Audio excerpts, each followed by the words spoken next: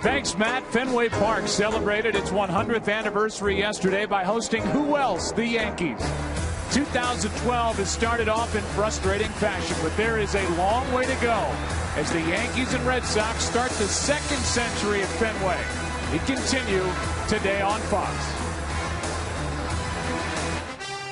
As you can see, the weather could not be any better at Fenway Park. That guy's excited to be here at the stadium, and we're glad you're with us today on the Fox Saturday Baseball Game of the Week.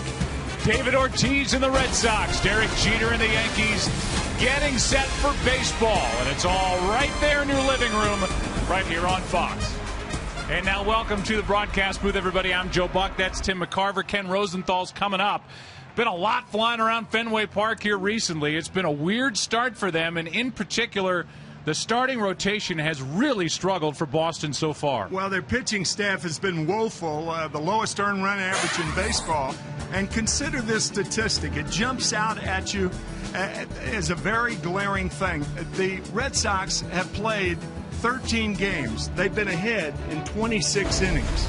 That's not a good offense either. Well, and if you talk about good offense, that leads you right to the other side in Derek Jeter, who last year people said, well, he's running out of gas. Now they're saying as a 37-year-old shortstop, he's a bargain making what he's making. He's been phenomenal. If last year he was running out of gas, this year he's been refueled. He's 37 years old.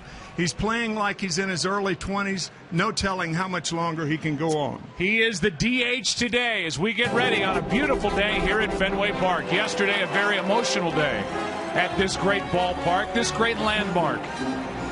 And some nice moments prior to the ball game. And so now here we go. Yankees, Red Sox, and it's all coming up next on Fox.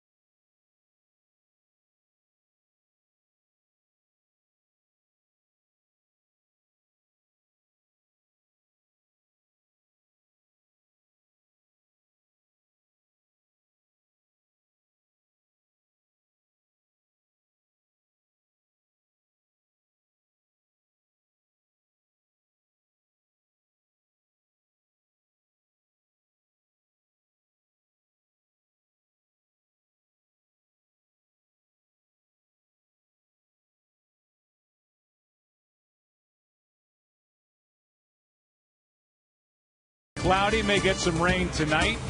Maybe dealing with some rain tomorrow for the finale of this series. And the Red Sox try to make sure tomorrow is the rubber game of this set. The opening pitch is coming up, and it's brought to you by Budweiser. Great times are waiting. Grab some buds. And they were called the Highlanders back when these two teams opened up Fenway Park in 1912. They went to the Yankees in 1913, and here's their lineup. Brought to you by Taco Bell. Liv Moss. It's Derek Jeter leading it off. He's the DH. Then Nick Swisher bats second. He's off to a good start. Cano starting to heat up. A-Rod went deep yesterday. He's the third baseman. Teixeira at first. Granderson had a 3-homer game this week against the Twins. Andrew Jones in left. Russell Martin does the catching, and Eduardo Nunez gets the start defensively at short while Jeter DHs. And here is Felix Doubront, the young left-hander who, if you talk to the Red Sox personnel, they'll tell you he's got a lot of confidence for a guy who hasn't started a bunch of games. Outstanding poise for a young man in only his 6th start. 5 starts in his career.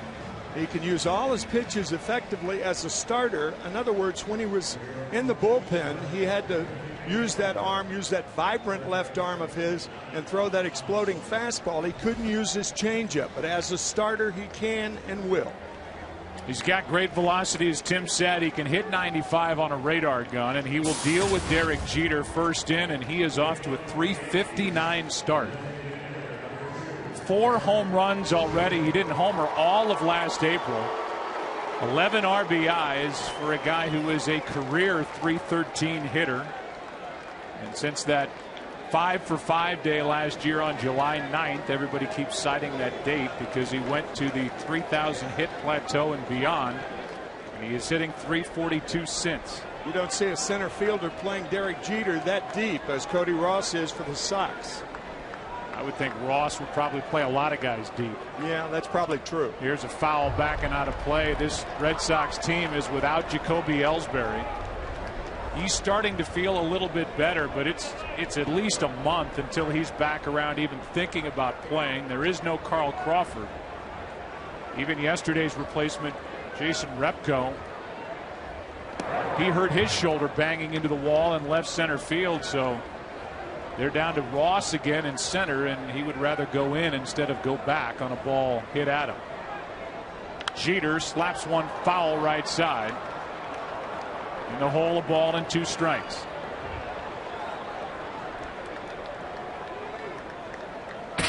Here are the numbers from that July 9th date when he went deep for hit number 3,000 against David Price. And he's hitting .342 since. Great on base percentage, leading it off for the Yankees, and he takes a ball up and away. 2-2. Yankees check in at 8-6. They go to Texas after this, and then they're home against Detroit. The Red Sox are excited about the schedule relenting a little bit, getting a chance to play against some lesser teams. Here's a fly ball base hit into right, and Jeter is on to start the day for New York. Take a look at the Red Sox defensively. It's brought to you by Scott's. And you think about the payroll of this Red Sox team and look at that outfield. McDonald, Ross, and Sweeney left to right with Euclid, Aviles, the shortstop, Pedroia, Adrian Gonzalez, the great first baseman. Catcher is Saltalamacchia with Doubront on the mound. The lefty has already given up a hit.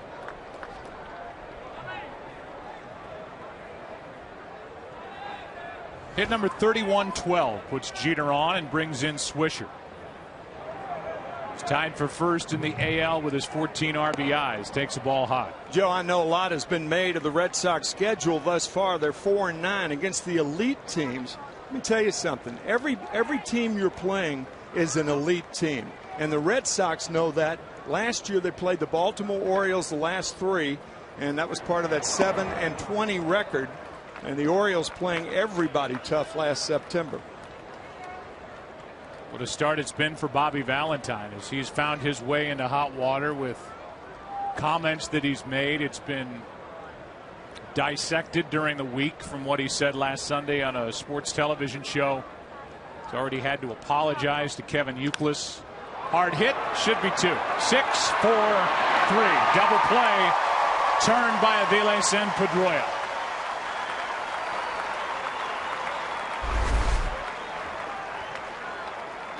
Like a nice fitting pair of pants. Tailor made.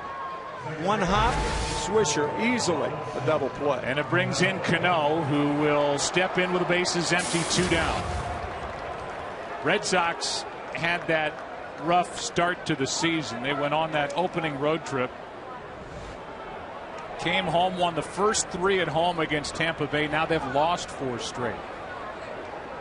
During that time, they've been outscored 31-8. Cano spins on a ball down and in, ball 1. Joey did the second game of the season for the Red Sox when they played in Detroit. We were talking about how it's more important this year to get off to a fast start. Well, they haven't. They've got a lot to do to get back to a respectable record. That's in on the hands of Cano, and the count is 2-0.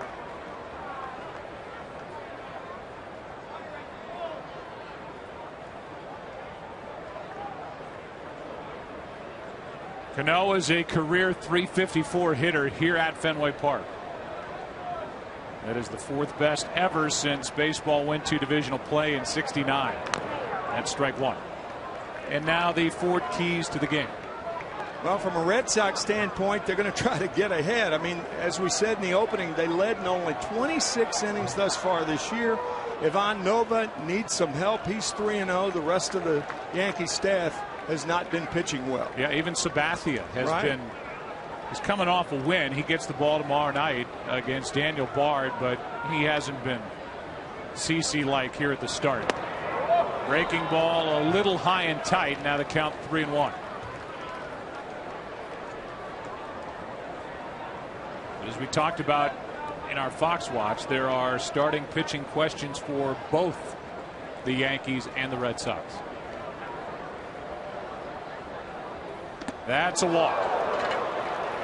As Cano got a whiff of that pitch up and in, and it keeps the inning alive for Rodriguez.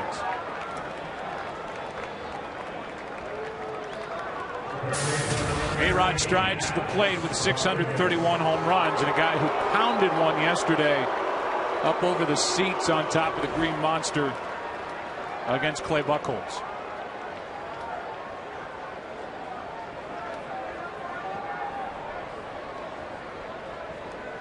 So far, the Yankees have only 2 RBIs out of their cleanup spot in their lineup. As that one gets away, and Saltalamacchia chases down a passed ball. That'll send Cano to second.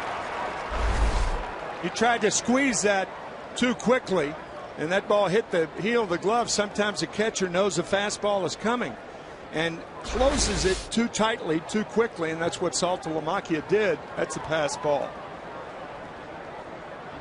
And it gives the easier RBI chance for Rodriguez, who's hit 52 with 631 home runs against Boston. Out of play off to the right, 1 ball, 1 strike. When Freddie Garcia takes the mound in the bottom of this inning, it will mark, as you look at what he's done against left-handed pitching, Alex Rodriguez.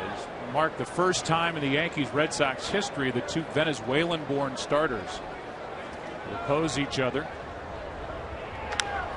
Should end the inning. Aviles gets the high hop. The inning is over. So Dubron gives up the leadoff hit, a 2-out walk. Strands 1 after a half at Fenway Park.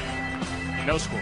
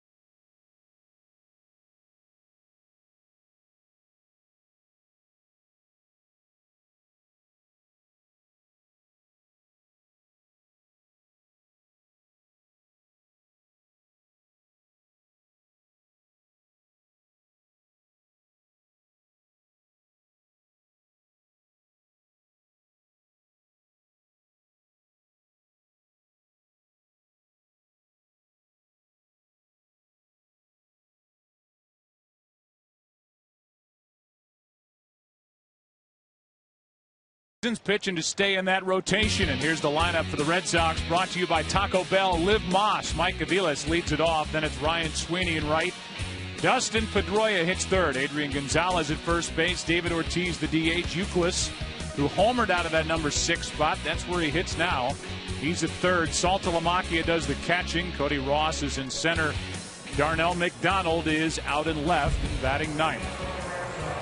There's Freddie Garcia, the right-hander, who has struggled in his first 2 starts this season. There are his numbers. In fact, in his first start, he threw 5 wild pitches and came back.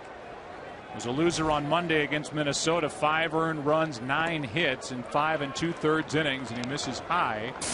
Ball 1 to Aviles. That's 5 wild pitches in his first start. Last year, he had only 4 all year. Here's a 1-0. The pitch that was up. Ball and a strike. Talking to Bobby Valentine about the attack against Freddie Garcia, and this is usually a mark of the Red Sox anyway, is to be patient and make Garcia throw strikes and then attack those strikes. He had Aviles off balance, 1 out. Here's the defense for the Yankees. It's brought to you by Scotts. That was Andrew Jones in left. He made the catch. For Anderson in center, Swisher in right. A-Rod at third, Nunez at short, Cano at second, Teixeira at first, and a battery of Garcia and Russell Martin. Brings in Ryan Sweeney, who leads this Red Sox team in hitting, at least average-wise, and he takes a strike. Hitting .405, he is not a power corner outfielder. 14 career home runs as he takes outside, and the count evens a ball and a strike. But the hitting instructor for the Red Sox, Dave Magadan, told me that he can be. The one thing that a young hitter has a tough time doing is hitting to pitch counts. And by that, we mean with the count 2-0, 2-1, or 3-1, sit on something inside, the inside part of the plate. Mags, in a very candid comment, said he hits major league pitching like I did. You know, he's afraid to swing through a pitch. You can't do that unless there are 2 strikes on you, as there are now. Here is a 1-2 from Garcia, and he had Sweeney out in front a bit. Ryan with a ground ball foul. Freddie Garcia is an interesting story, and he was part of that pipeline that the Houston Astros had back in the late 80s, early 90s, with Venezuela and all the talent that country produced. As that pitch is up and away, there was this guy, Freddie Garcia. There was Bobby Abreu, Johan Santana. It's all in the same organization, the Astros. Melvin Mora, Carlos Guillen. Garcia has had a unique career as he misses down and in. It's a full count. Former power guy that has had to reinvent himself. Right now has the advantage of throwing that splitter, that split-fingered fastball out of the sunlight into the shadow that's engulfed home plate. But he is more of a trick shot guy now than just a power guy. And Sweeney keeps it full. Here's the count Bobby Valentine was talking about before the game. Take the walks. If the ball's off the plate with 3 balls on you, don't be too anxious. Take the walk. Went down to get it, loops it into left, and that's a base hit. Might be 2. Andrew Jones gets to it, and Sweeney's got a 1-out double here in the first. Boy, that was served nicely the other way. This pitch may have been low, but too close to take, and Sweeney doesn't. Good stroke to left field. And a runner in scoring position for the Red Sox. For Dustin Pedroia, who came to the defense of his teammate during the week, Kevin Youkilis. On the heels of the Bobby Valentine quote, which, as I mentioned, Bobby has apologized to Kevin Youkilis about, saying that Kevin wasn't physically or emotionally into the game as he has been in the past for some reason. It was Dustin Pedroia, who is, as you said 2 weeks ago, the de facto team leader and captain, it feels like, with this Red Sox club since Varitek, the captain, retired. who came out and said that's not the way we do things around here. Maybe that worked in Japan, but not with this group, and he'll find that out.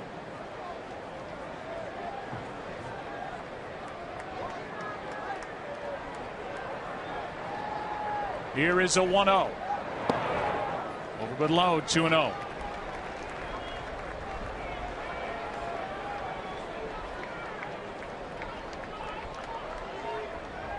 Andy Pettitte is up over 60 pitches now in his minor league rehab starts. He has his next one coming up at Double-A.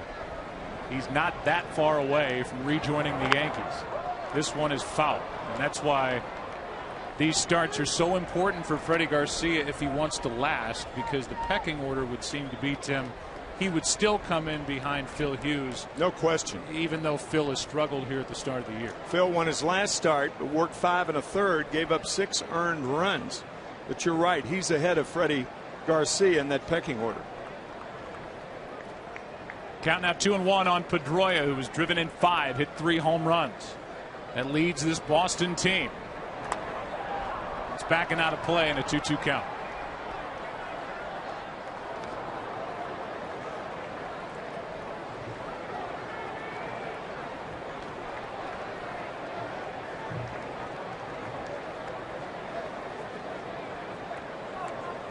Pedroia trying to give this sold-out Fenway Park a charge.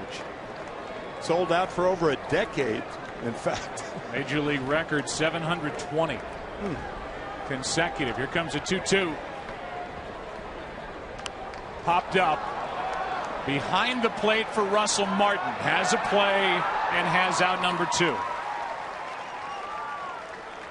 And it'll bring in Adrian Gonzalez as we give you more on the veteran right-hander, 35-year-old Freddie Garcia. Yeah, in a sense, you've seen the scouting report. 2 starts, he's had a control problem. Joe Girardi saying he plays off the hitter's aggressiveness, and of course the Red Sox, one of the most aggressively swinging teams in the major leagues. Bobby Valentine saying that some of their lack of patience, however, early in the year is the grinding, trying to get something going, do a little too much. And they have chased pitches that they don't normally chase as Gonzalez takes a strike from Garcia. You play in front of 30,000 people, 40,000 people every day. If you fail most of the time for major leaguers, it's because you're trying too hard. Red Sox were 1 for 10 yesterday at the plate with runners in scoring position. This one goes up and around the zone, and the count evens 1-1.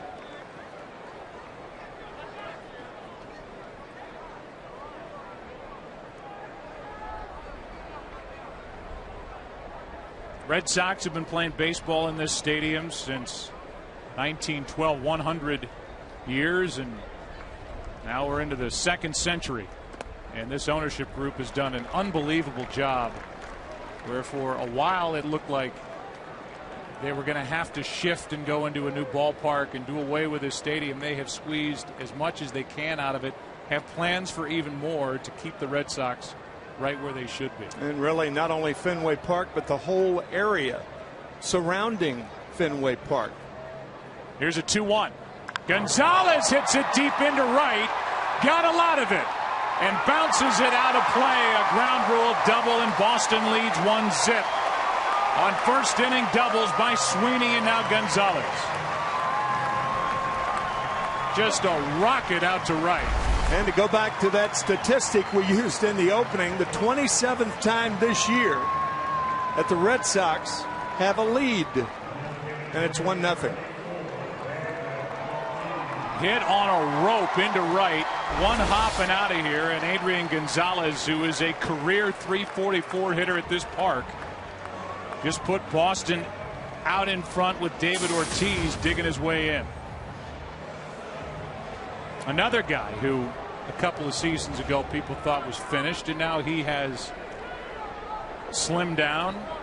He's hitting .392, and he told us prior to the first Saturday of the season he's never felt better as he takes a pitch over the outside part, strike 1. David will never be a fast runner, but he's running faster this year with that new model body 2012. Ortiz waits for the 0-1 from Garcia. Out of play. Talked to David prior to that Saturday game, and he said, you know, people think I did it for baseball reasons. I did it because I have high cholesterol, and it runs in my family. It really had more to do with life than it did about playing baseball, but obviously the benefits carry over. And he said that day he walked in, he went to the donuts that he's been eating for every Saturday morning when he'd come in, and he started to reach in for a donut, and he pulled his hand back, and he said, I've worked too hard to blow it now. So he's determined to stay that same size the rest of this season as the count goes to 1-2.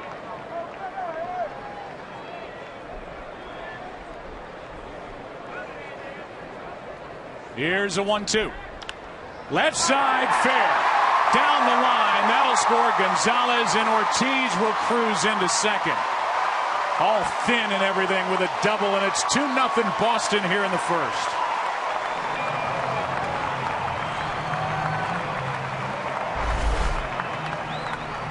Ball went right over the bag. In fact, after it crossed the bag, it may have gone in foul territory.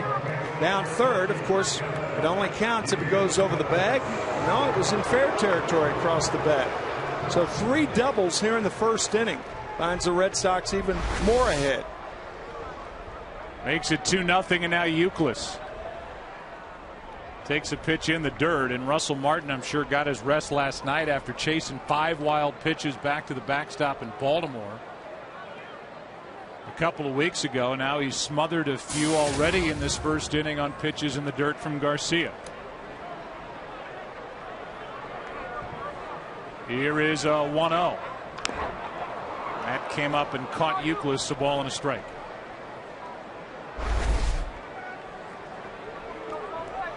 Like it was off Kevin's left foot. The instep. He's all right. Couple of 2-strike doubles here in the first inning.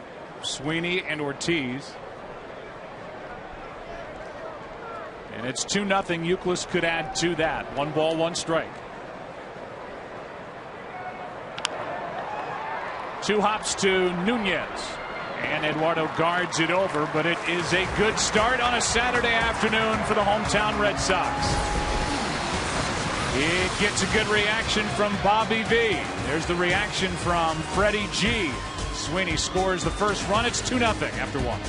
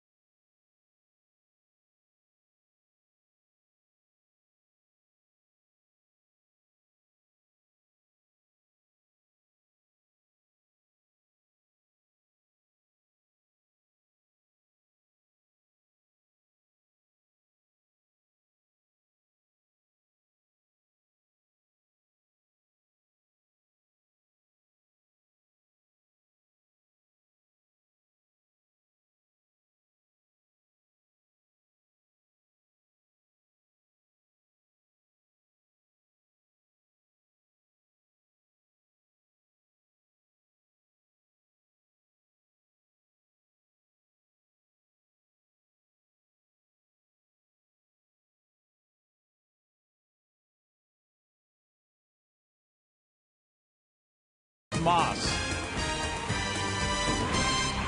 Into the second inning on a beautiful day at Fenway Park. The Yankees will have the 5, 6, and 7 hitters. That means Teixeira, Granderson, and Jones. Andrew Jones against Felix Doubront, who was an international free agent. Signed in July of 2004. A great year for this organization. He was 16 years old. And he has had a minor league career of 10 games over 500. As Tim said, this is his 6th major league start. The 0-1. Outside, a ball and a strike. Doubront got around the leadoff hit by Jeter in the first. The 2-out walk to Cano and the pass ball by getting Rodriguez. Here's a 1-1. 2 balls and a strike.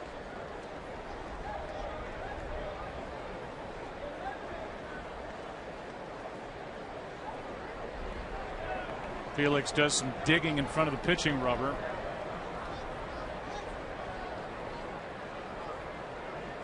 Excavating. Who knows in this park what you're going to find down there? It's been 100 years. Right. Here is a 2-1. Fouled back. 2-2.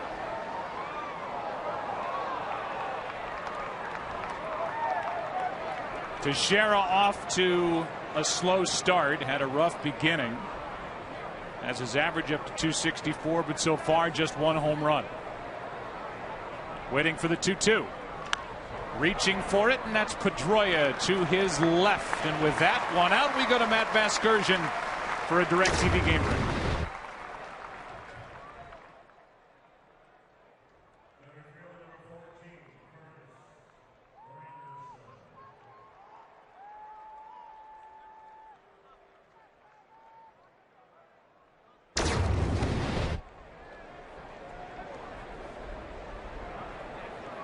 All right, Matt. Well, those Mets had lost 3 in a row.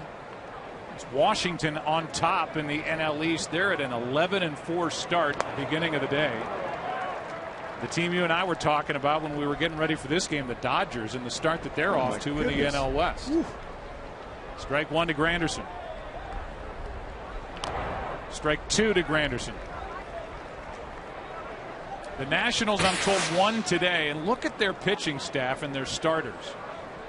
Detweiler, Zimmerman, Strasburg, Gio Gonzalez, who they traded for, and Edwin Jackson. The ERA doesn't shock you, but he pitched a 2-hit shutout against the Cincinnati Reds this past week. That's strike 3. And out number 2. First strikeout for Doubront. 2 out here in the second. Good pitch in on the hands, and of course over the plate by Doubront. A high strike. He gets the call, and Granderson is down. Washington beat Miami 3-2. We start late on a Saturday afternoon. Andrew Jones digs his way in with the bases empty, 2 out. Brett Gardner is on the disabled list with a strain in his right elbow that he suffered on Tuesday making a diving catch.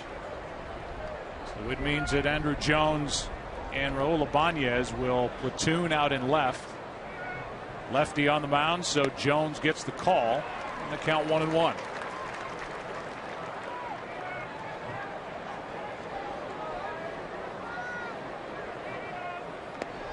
That's on the outside corner, and that's strike 2.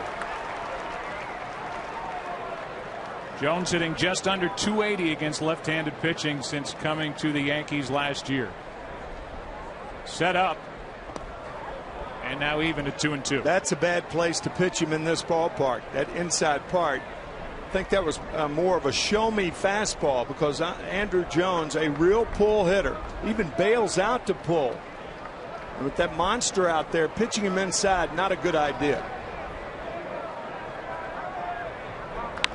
Reaching for it out in front of it a bit, and the count stays 2-2. The Yankees, with the injury to Gardner, don't have another true center fielder other than Granderson.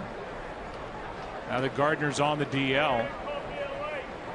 In fact, there's talk that Girardi would put Eduardo Nunez in center before the other options. Problem for Andrew Jones, a longtime center fielder, the health of his knees, as that one misses up and away. 95 from Doubront, and the count's full.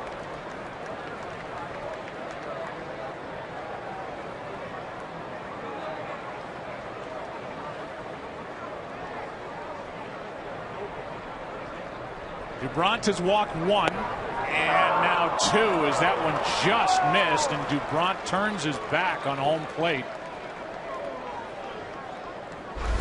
Upset he did not get the call on this 3-2 pitch. Boy, that was close, but low. And the inning continues for Russell Martin, who went deep yesterday. 5 home runs hit by the Yankees against the Boston Red Sox after that great celebration here at Fenway Park. A high strike, and Russell Martin unhappy with that call. Home plate umpire is Bill Welke. Crew chief is Tim Sheeta at first base, Chris Conroy at second, Jeff Nelson at third. Here's an 0-1. 1 ball, 1 strike.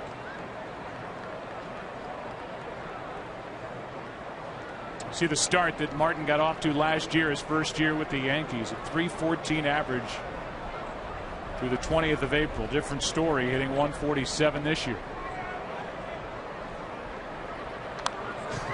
I just thought of something. That first pitch to Russell Martin was a high strike. I had a right-handed hitter say once when I was catching, he turned to the umpire and he said, "You try to hit that pitch." And the umpire, and I'm not going to mention names, the umpire said, "That's why I'm back here. I couldn't hit any pitch." 1 ball, 2 strikes. Who was that? I mean, give him credit. That's a good line. It's a great line. Dutch Rennert. No, Jocko Conlon. You're so easy to break down. I am. Oh, I'd be bad in the CIA. Yeah, terrible. Oh, fine. I'll tell you. That's where they're hitting. 2-2 the count with a runner at first, 2 out. DuBront trying to get around that walk, runs one in on the hands of Martin, and that ball is out of the reach of Adrian Gonzalez. DuBront's impressive, isn't he? Yeah, With that stuff. We were impressed with him when he came out of the bullpen for the Red Sox over the past couple of years. And as a starter, he is primed to be a starter, and I think he's going to be a successful starter in the major leagues. 8th season in the Red Sox organization. He's just 24 years old. So he has developed in their minor league system, and he brings it home, down and in. And the count now full on Russell Martin.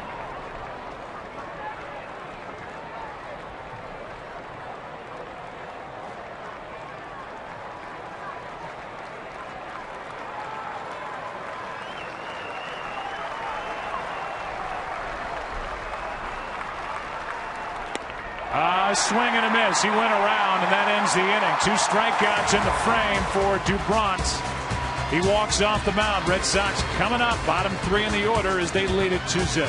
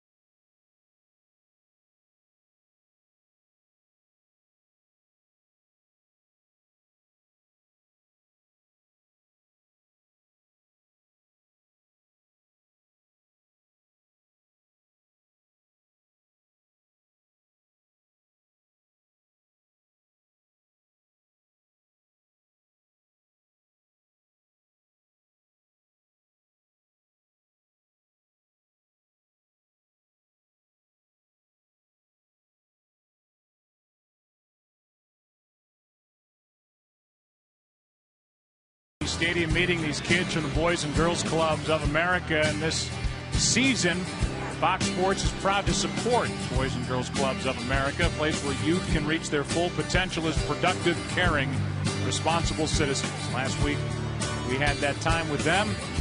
And you can have some time with the organization by going online to greatfutures.org/Fox Sports.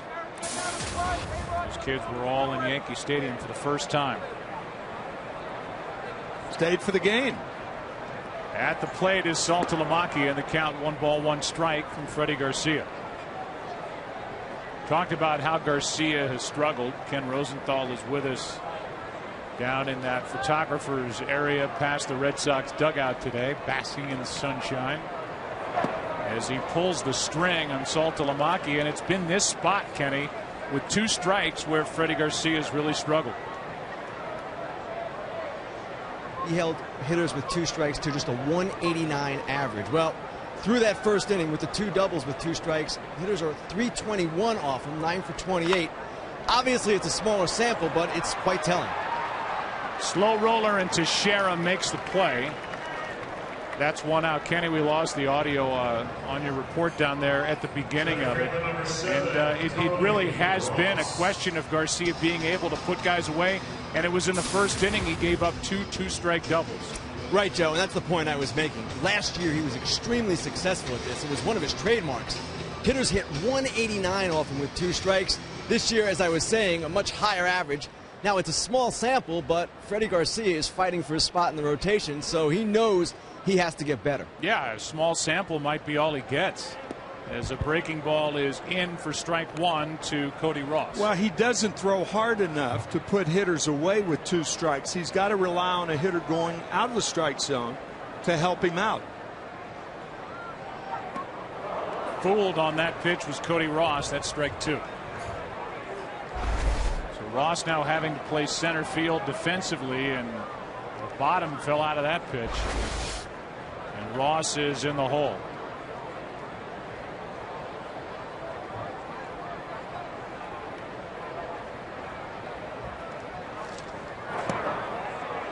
That is outside. A check swing. He did not go.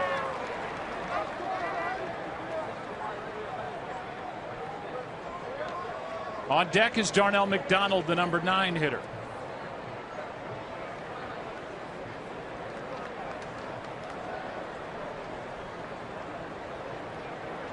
Cody Ross has popped 2 home runs since joining the Red Sox this year. He is at the plate with a count now of 2-2. You get the plan now from Garcia. 0-2. He missed away and down. He missed away and down. He may go right back out there. Out of the strike zone. Away. Ross got it off the end of the bat, fouls it left side, and that ball will get out of play.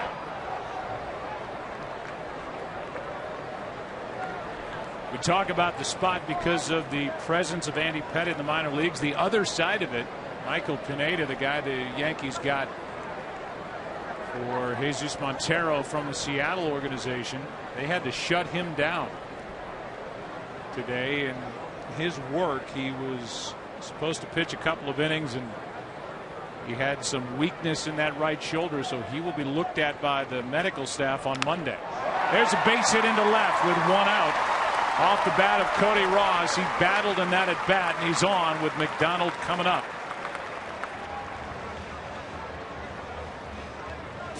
Today's game presented by Chevrolet is sponsored by Budweiser. Great times are waiting. Grab some buds. So another 2-strike hit against Freddie Garcia. This one belongs to Ross. Darnell McDonald, who is 2 for 24 to start the season, stands in.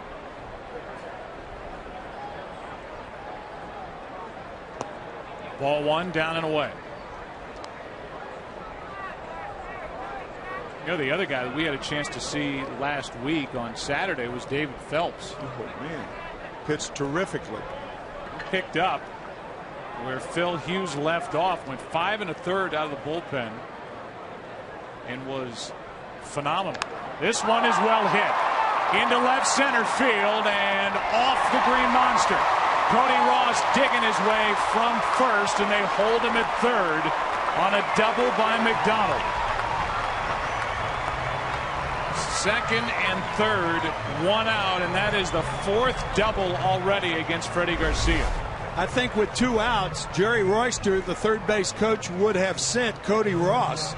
But with 1 out, playing at safety first, and understandably, the relay from center fielder Curtis Granderson was in line to Eduardo Nunez.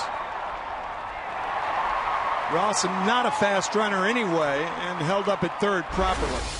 So second and third, the infield is back except for Teixeira at first, and the batter is Aviles, who takes a strike. Mike, since he joined the Red Sox last July 30th from Kansas City, is hitting over 300. Flied out to left his first time up, and he has hit 2 home runs, driven in 6.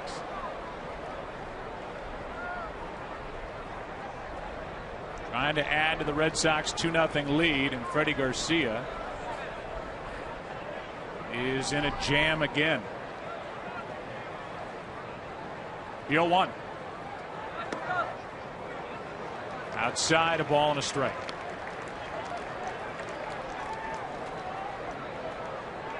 There are the runners with good speed. McDonald at second, Cody Ross at third. And now Aviles gets out of the box and looks down at Jerry Royster, the third base coach for Bobby Valentine. Joe Girardi telling us before the game that one guy who does not get rattled with runners in scoring position, Freddie Garcia. We'll see. That's into center field. That ball will get down for a hit. 1 run scores. That's Ross, and it's 3-0 Red Sox. RBI Mike Aviles.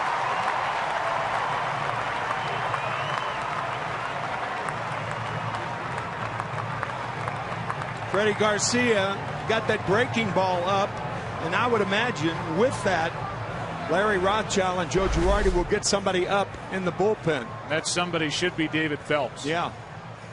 High breaking ball. That's the same pitch that Aviles flied to left on his first at bat. But he singles here in front of Curtis Granderson, and the score now 3-0. They get Rapata up, the left-hander, but they will get Phelps in this game, with Joe Girardi telling us he hasn't pitched since last Saturday. This is a game where we really want to get him in. So that's all a bad combination for Freddie Garcia. It's Rapata now because of the lefties coming up, Gonzalez and Ortiz after the number 3 hitter Pedroia, but the long guy will be Phelps, and who knows where his audition could take him. Yeah. If he gets another crack at it a Saturday after doing a number on the Angels at Yankee Stadium. Yeah, that's also why Larry Rothschild was out to the mound, to buy time to give Rapata a chance to warm up. Now Phelps is getting up and starting to get loose. First and third, 1 out. And the batter is Ryan Sweeney, who had a 1-out double his first time up. Rapata is throwing.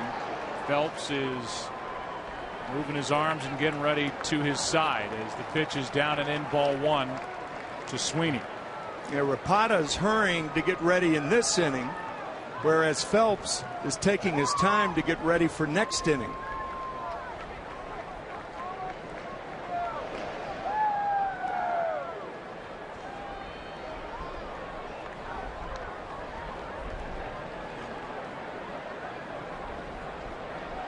There's David Phelps, who started to move around. Sweeney at the plate. RBI chance for him. First and third, 1 away.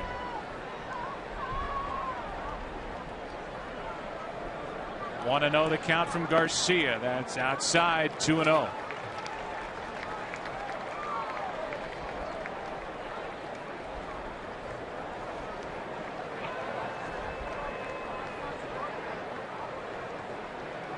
Red Sox trying to snap a 4-game home losing streak.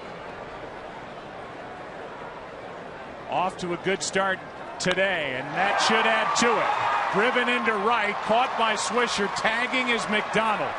Safe at first is Aviles, and it's 4-0 Red Sox here in the second. McDonald scores on a sac fly to right by Ryan Sweeney, who's now scored one and driven in one. That was a straight change on a 2-0 count. And Sweeney one-handed it to right fielder Nick Swisher. Good play by Swisher. He tried to go the short way to get Mike Aviles at first base. Nothing doing. Now with 2 out in the inning, Pedroia takes inside ball 1.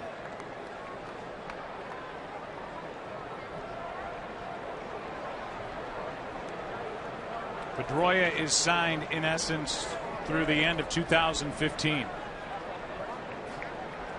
Former league MVP and rookie of the year with the runner going. Pitch a strike, throw down too late. Stolen base, Aviles, his second of the year. Well, that was a running lead by Aviles, a very, very good base runner. Had a great jump, a strong throw by Russell Martin, but there is nothing a catcher can do under those circumstances. Late tag applied by Cano.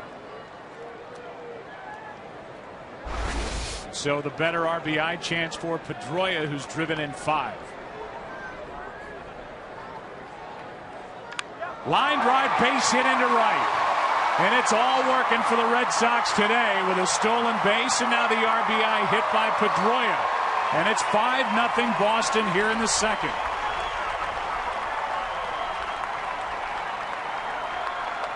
And that is it for Freddie Garcia.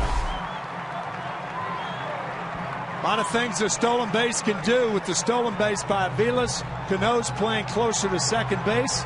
Pedroia's line drive finds a hole. It'll be Rapata for now. Phelps is getting loose for more work as this day wears on. A short afternoon for Freddie Garcia. Red Sox up 5-0 in the second.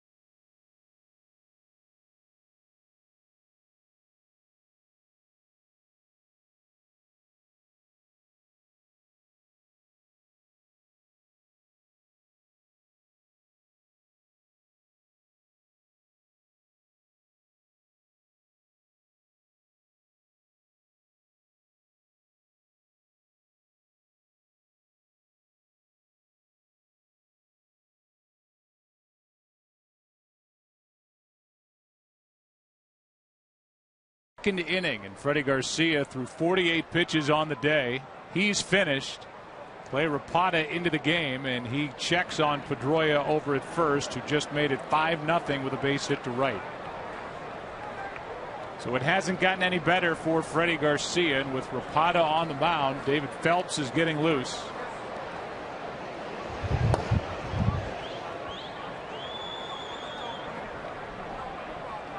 Batter is Gonzalez, and Adrian takes a ball down and away. Rapata was with Baltimore last year, and now he's one of 2 left-handers Girardi has in his bullpen. It's Rapata and Logan. Here's a 1-0. Fly ball into center field will send Granderson back. Should end the inning. With the glasses on, that'll do it. It's a 3-run second, a 5-0 lead for Boston. We'll be back after this from your local Fox station.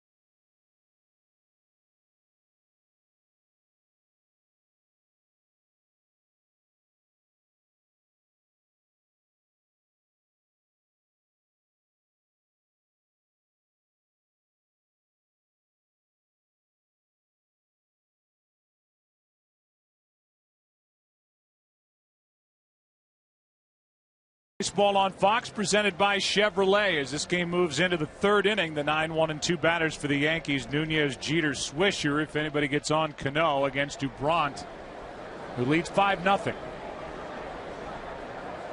Good start for the Red Sox, and boy, do they need that. A strike is in from the hard-throwing left-hander who was, according to Bobby Valentine, their best starter during spring training. Red Sox have won each of his first 2 starts. To his left, Aviles. 1 out. Good play. You can visit www.mlb.com/fanguide to register for a chance to win a VIP experience for 2 to a 2012 World Series game and download your favorite team's schedule. It's presented by Scott's, the official lawn care company of MLB. Here's Jeter, who singled his first time. You could get a lot of people with this graphic. Our guys in the truck are preparing it right now. At age 37, who had more career hits, Derek Jeter or Pete Rose, the all-time hits leader? Here's a ground ball right side. Jeter got a base hit to right his first time. This time, he's an easy play for Pedroia, 2 away. Obviously, there's a catch to it. Derek Jeter is ahead of Pete Rose, the all-time hits leader. And you said in our open that you think Jeter, the way he looks right now, the way he's kept himself in shape, is a guy that could play easily into his 40s. I think so. But the one thing that's against Derek Jeter, of course, it hadn't been anything up to now, is that he's not a switch hitter. And Pete Rose had a major advantage by being a switch hitter. Neither right-handers or left-handers bothered him. Rose, who ended up with 4,256 hits. But at this age, Jeter is just a bit ahead as this pitch is down and in to Nick Swisher. The count 1-1. 2 out, nobody on, and Swisher bounced into a double play his first time, hit it hard. takes ball 2. I guess more importantly, Joe, is will Derek Jeter play that long? Probably not. Takes a lot of years and a lot of perseverance and a lot of work to get 4,256 hits. Pete Rose breaking that record in '85, I believe, off Eric Schau of San Diego. Played until he was 45 years old. I'm not certain about this, but I don't believe he got an honorary doctorate like Jeter will get next month from Siena College. Maybe. I don't know. I would have to agree with you on that. So the work that he's done with the Turn 2 Foundation, his sister Charlie does a lot of the hard work, his entire family around him. He will be honored next month at Siena College. That ball's hard hit, base hit through the left side, and the second hit of the day for New York. It keeps the third inning alive for Cano. So Swisher is 1 for 2, and Cano, who was walked back in the first inning, who loves hitting in this park, I'll say, steps in.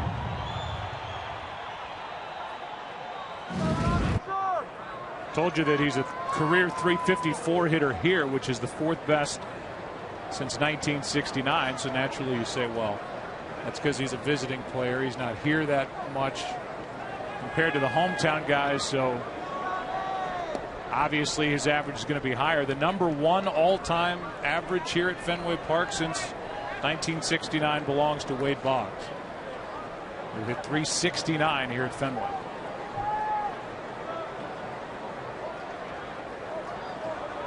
Cano took a ball, and now the next from Dubront.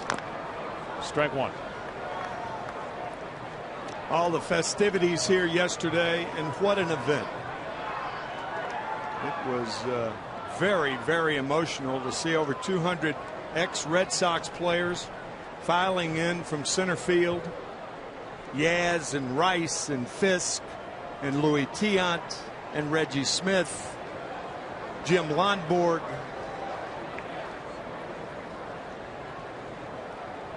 That is hit in the air to right center field. Back is Cody Ross, and the inning is over as the Yankees have stranded their third. Fenway Park, which opened its doors 100 years ago, just days after the sinking of the Titanic. Plenty's changed over the last 100 years, but in many ways the little bandbox of a ballpark hasn't changed at all. Happy Centennial Fenway Park as we go to the bottom of the third. Sox will bat and they lead 5-0.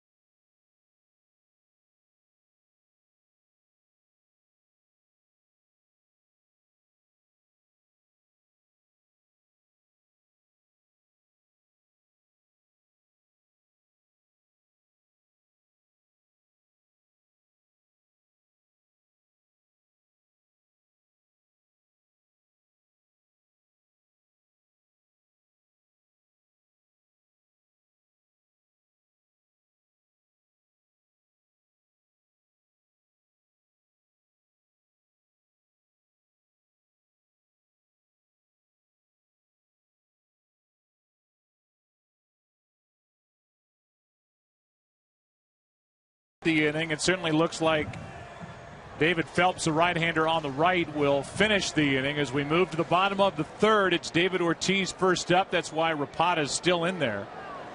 And Ortiz, who had an RBI double against Freddie Garcia in the first inning, stands in. 5-0 Red Sox here in the third. Out in front of that pitch was Ortiz, strike one.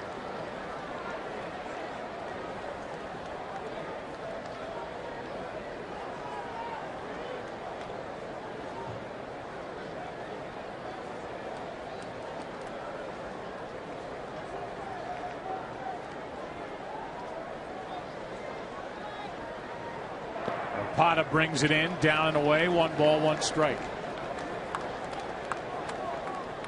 Think how this season started with the injury to the closer, Andrew Bailey, for the Red Sox. Ellsbury going down the home opener with that partially dislocated right shoulder. Crawford still trying to work his way back. The unrest in the bullpen because of the closer situation and struggling starting pitching today is going very well for Bobby Valentine and the Red Sox, who are 5 games under 500 at 4-9. Counts 1-2 on Ortiz. Hard hit foul. No, you talked about the bullpen and the amount of saves that the Yankees have compared to the Red Sox. What about Mariano Rivera and Rafael Soriano, who led the American League with 45 a couple of years ago? But that's just an idea. The Yankees with 703 saves in their bullpen now, and the Red Sox with 30.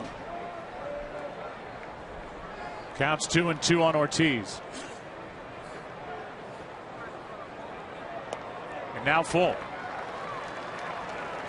And Andrew Bailey going down with a thumb injury, and obviously that's why more saves are not represented by the Red Sox bullpen. Rapata took care of Gonzalez to end the second. Trying to get Ortiz to start the third. And into the shift and through the shift. Ortiz is on for the second time today. And that'll be it for Rapata as Joe Girardi comes out of the dugout. Phelps is out in the bullpen. Euclid is coming up. 5-0 Boston as we play here in the third.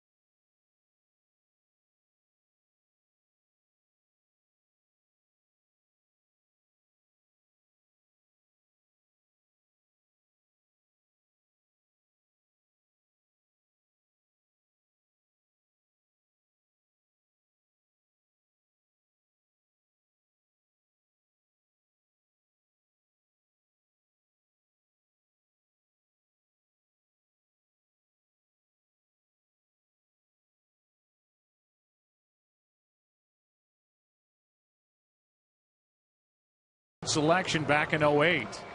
And in a short time, he has opened up some eyes. He won a battle to be the long man out of the bullpen during spring training. And I mentioned last week he went 5 1/3 out of the bullpen against the Angels, allowed 1 run on 1 hit. Struck out 4, walked 2. Deals with Youkilis to start his day, and he misses high, ball 1. Youkilis grounded out to short his first time up. 1 on, nobody out. And now Youkilis is hit on the left hip.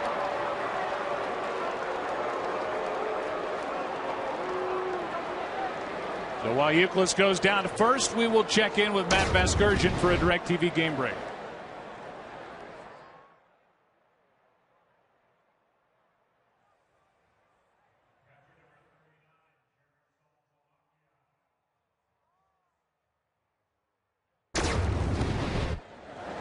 He's had a long, terrific career, Paul Konerko.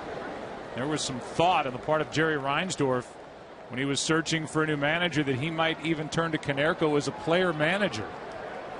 Baseball hasn't seen that for a while. 2 on with nobody out, and that's hard hit and through the right side. David Ortiz will be held as Swisher comes up throwing, and the bases are loaded with nobody out. Saltalamacchia with a base hit into right. And the sacks are jammed for the Red Sox here in the 3rd. And again, Jerry Royster, the third base coach, holding up David Ortiz, even though David's running faster now since he's lost all that weight. No need to try to score him with nobody out. Leading 5-0 with Cody Ross getting set to dig in. So Phelps hits the first man he faces, Youkilis. Now gives up a base hit to right. Hits the outside corner to Cody Ross, who singled and scored his first time up. So it's Ortiz at third with Youkilis at second and Saltalamacchia at first. Here is an 0-1. 1 ball, 1 strike.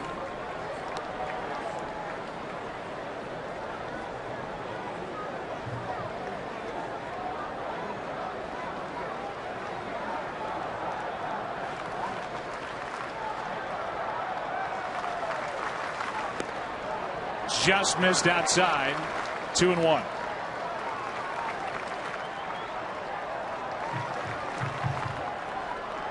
Freddie Garcia got the start. He lasted only an inning and 2/3.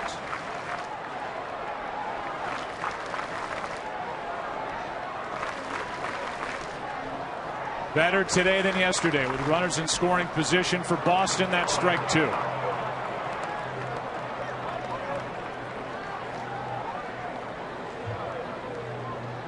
Ross has driven in 8. Number 9 man McDonald on deck.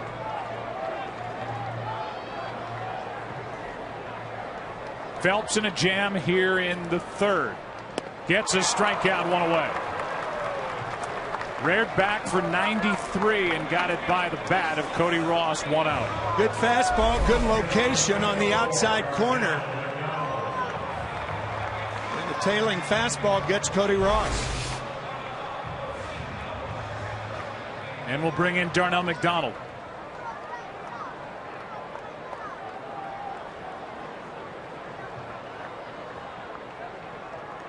See that double and a run scored in the 2nd. Good fastball for strike 1. That's the one impressive thing that we've noticed is the ability to stay ahead by the young David Phelps.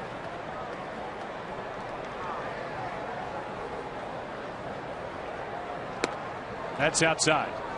Well, he proved that he had stamina with what he did his last time out, 5 1/3. Andy Pettitte isn't ready. Would the Yankees give the ball again to Freddie Garcia? Breaking balls popped up. Shallow center. Ortiz is the runner at 3rd. Granderson has to back up. His throw is into the shortstop. Ortiz scores, and it's 6-0 Boston. Sac fly by McDonald.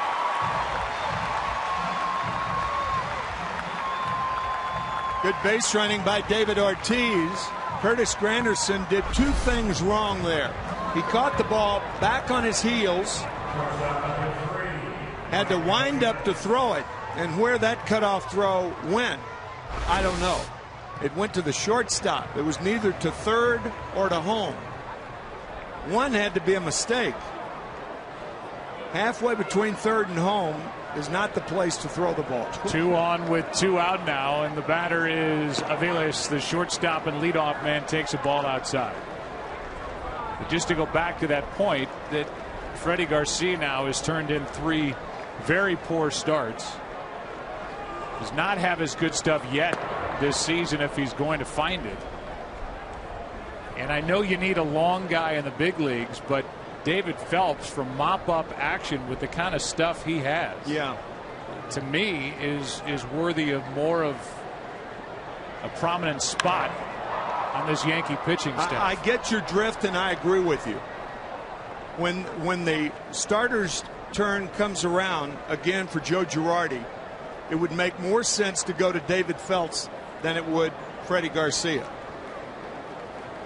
Garcia, 12-game winner from a year ago, the 36-year-old in June. Is given way, now base hit into right. Euclid coming around. Another run for the Red Sox, who lead 7-0 here in the 3rd inning.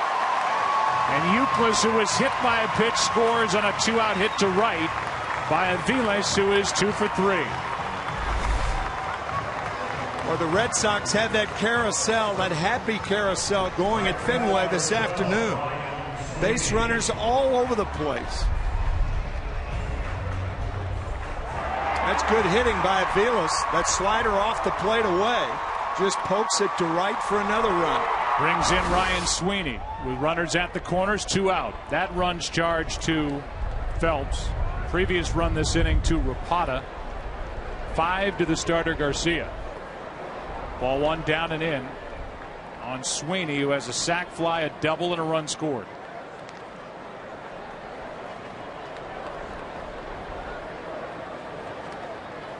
You see that bottom line, he's got his average up to 421.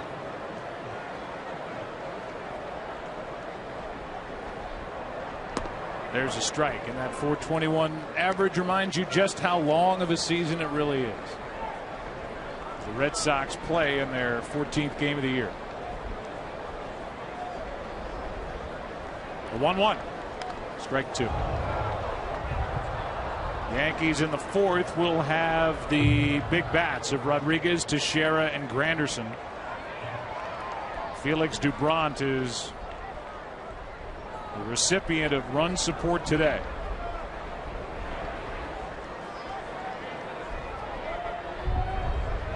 Seven runs on 10 hits already. And a check on Aviles, who dives back in. Talking about 400, the last player to hit 400, 1941, Ted Williams hit 406. 2 years earlier, he broke in. Yesterday, the anniversary of that. And that year, he struck out the most that he ever did in his career. 64 times that season in 1939. Yeah, the 27th season of baseball at Fenway Park at the time. Yeah, right. Steady ball game. Shattered bat. Cano flips to end the inning. But 2 more runs scored by the Red Sox. They're having fun today. After 3, leading the Yankees 7-0.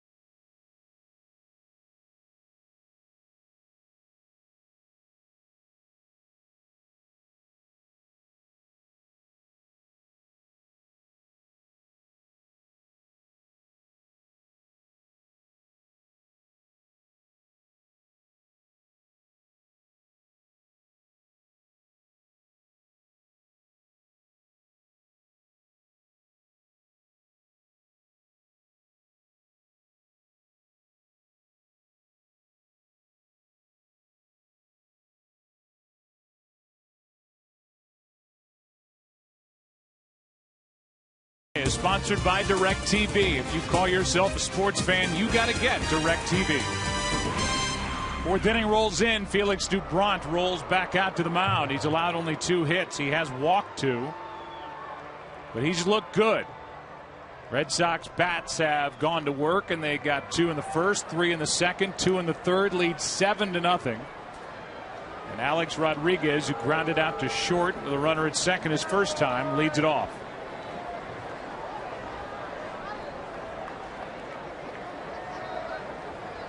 Second home run of the season yesterday for Rodriguez, who takes a breaking ball down and in ball 1.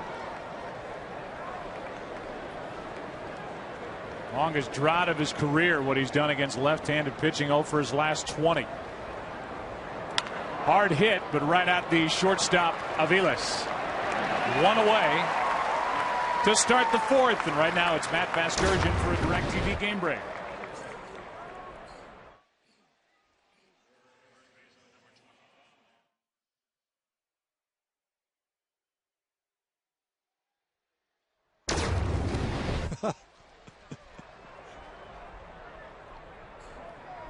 And the Mets, who still don't have anybody who's thrown a no-hitter, used to have Phil Umber. Silent H. Umber. Strike 1 of the outside part to Teixeira.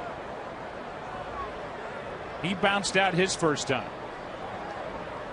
Doubront so far has made it look easy. That's down and away. 1 ball, 1 strike.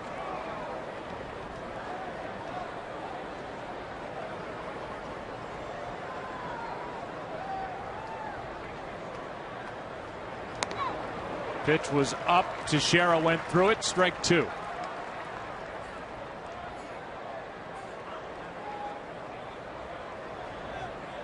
Saw Granderson on deck. Teixeira trying to get on in front of him. Fouls it back to the right. Mark Teixeira, a notoriously slow starter. Tell you, it's every athlete's fear, Joe. When is a slow start mean that it might be that you're approaching the end of your career? It runs through every guy who has a slow start's mind. You know, you get into advancing ages and you get into the middle of May, you're still off to a slow start. Strike 3 looking, and strikeout number 3 for Doubront. I am by no means implying that that's going to happen to Mark Teixeira, but athletes think about things like that. Well, yeah, they're human, and right.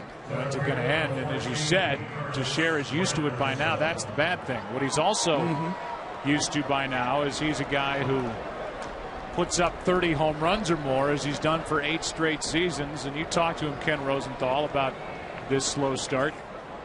What do you have to say? Well, one of the points Teixeira makes, Joe, is that as a switch hitter with power, it takes him a little bit of time to get his timing down, to get going, and that's the reason for his slow starts over the years. He had a pretty good week, and keep in mind also that he had the flu, so I don't know that Teixeira is as worried right now as he has been in some of those slow starts in the past. 2 out, nobody on. Granderson is at the plate. 1-0 pitch from Doubront is ripped just past Rosenthal and into the photographer's section for strike 1.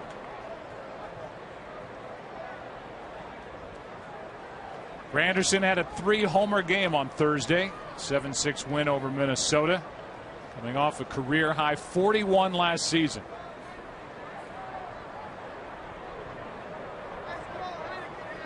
Doubront takes forever to bring it to the plate. Now he does. Granderson did not step out. He kind of waited for that to happen. He didn't.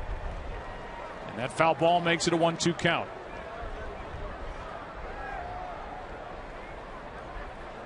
Up to 60 pitches as he works the 4th.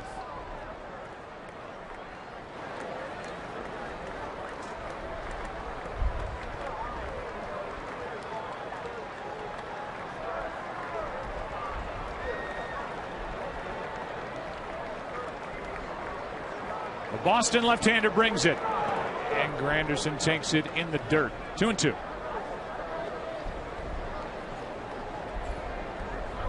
This homestand for the Red Sox has featured Tampa Bay, Texas, now the Yankees, all playoff teams from a year ago. 3-4 on their first homestand of the season. It wraps up tomorrow night with Bard and Sabathia. That's near the chin of Granderson, ball 3.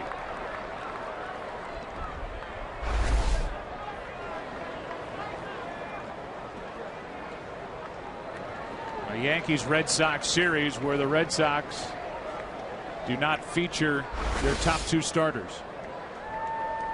Beckett, who's put together pretty good back-to-back starts, very good here for the home opener against Tampa Bay, and Lester, who has struggled out of the gate.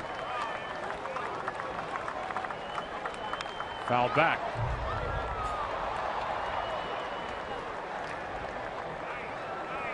There's John Lester, who's 0-2 with an ERA of 5.82. And coming off a loss on Tuesday to Texas. 18-3 was the final, and he only went into the third.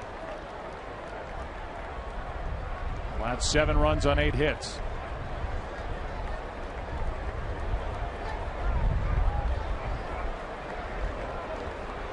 Now Dubront steps off as he and Saltalamacchia try to get together on what pitch to throw with the count 3-2. Yeah, with the 7-run lead in the 4th inning, now's the time to challenge anybody.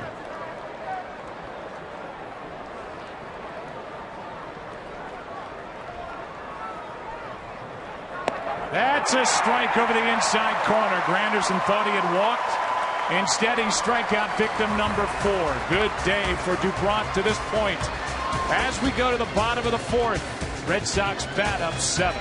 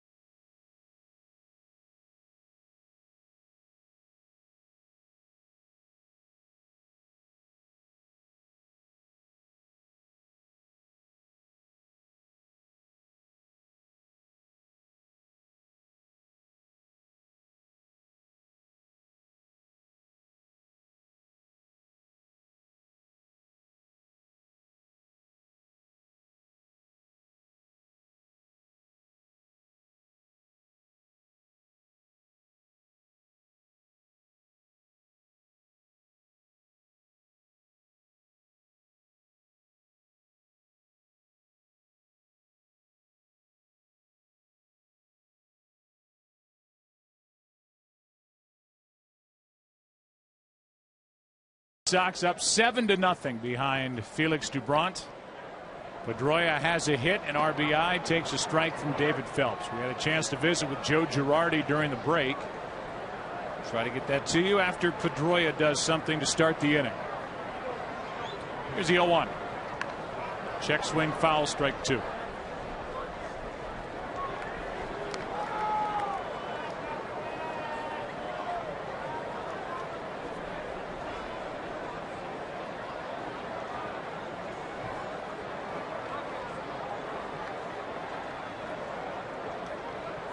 Here's an 0-2. That is just off the outside corner.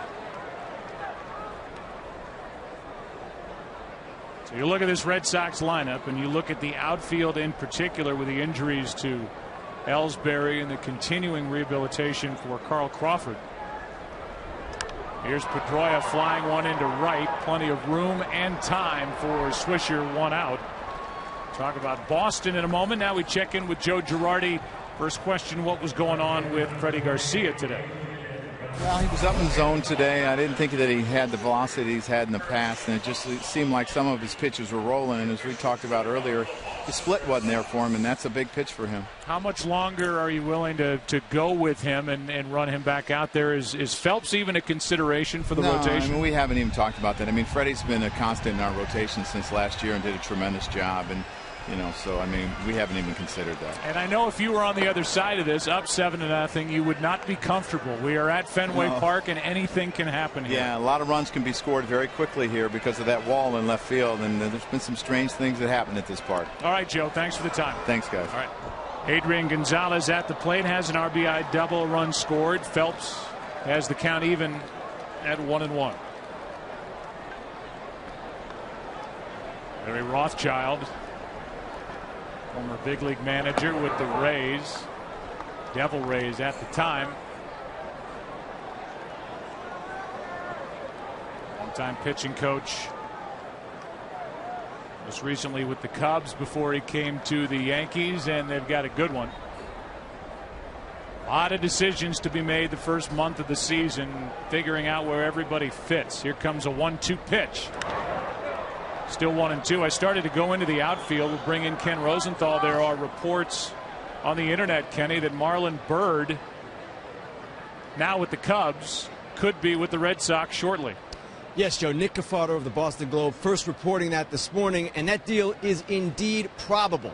What's going to happen is the Cubs are going to pick up the majority of Bird's $6.5 million contract, what remains of it, which is most of it. And in return, the Cubs likely will get Michael Bowden, who was a pitcher here with the Red Sox, drafted by Cubs president Theo Epstein when he was the Red Sox GM. Now, what's interesting here is that Marlon Byrd, at this point, is not that much of an upgrade. He's 3 for 43 on the season. Here's a chopper to first, and Teixeira was fighting the sun, could barely see it. Finally got there, went to the bag.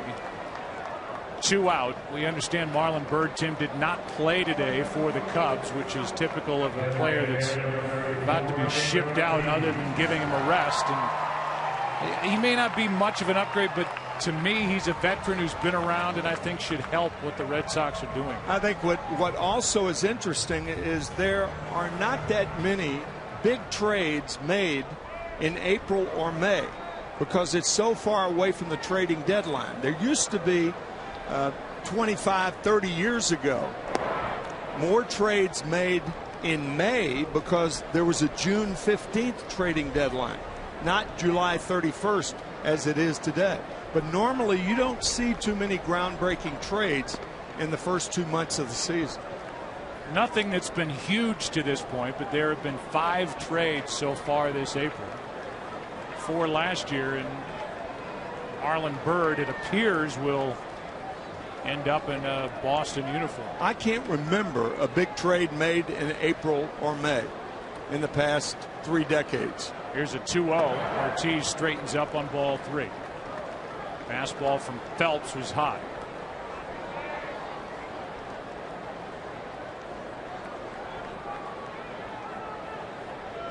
Youkilis supposed to be on deck. That's not Youkilis. There's ball 4. Instead, that's Nate Spears. Remember, Youkilis was hit by a pitch his last time up, scored on a base hit. We'll try to get word on if something's wrong with Youkilis. Tomorrow, NASCAR on Fox heads to Kansas and is proud to bring you exclusive coverage of the STP 400 live from the Kansas Speedway tomorrow at 12:30 Eastern, 9:30 a.m. Pacific. Brad Keselowski leads the world's best drivers in a chase for the checkered flag. They're in Kansas. Right now, Kevin Youkilis is out of the lineup as Nate Spears stands in and comes up empty on strike 1. 2-out walk handed to Ortiz, who's on base for the 3rd time today.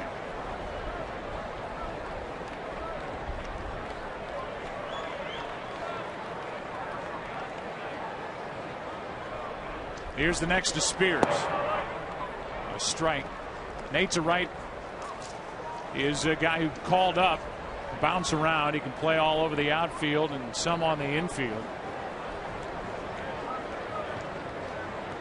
He is a straight left-handed batter, and he is set up here at 0-2. Runner at first, 2 out. And that tailing pitch is low for ball 1. 0 for 6 in the big league career for Nate Spears.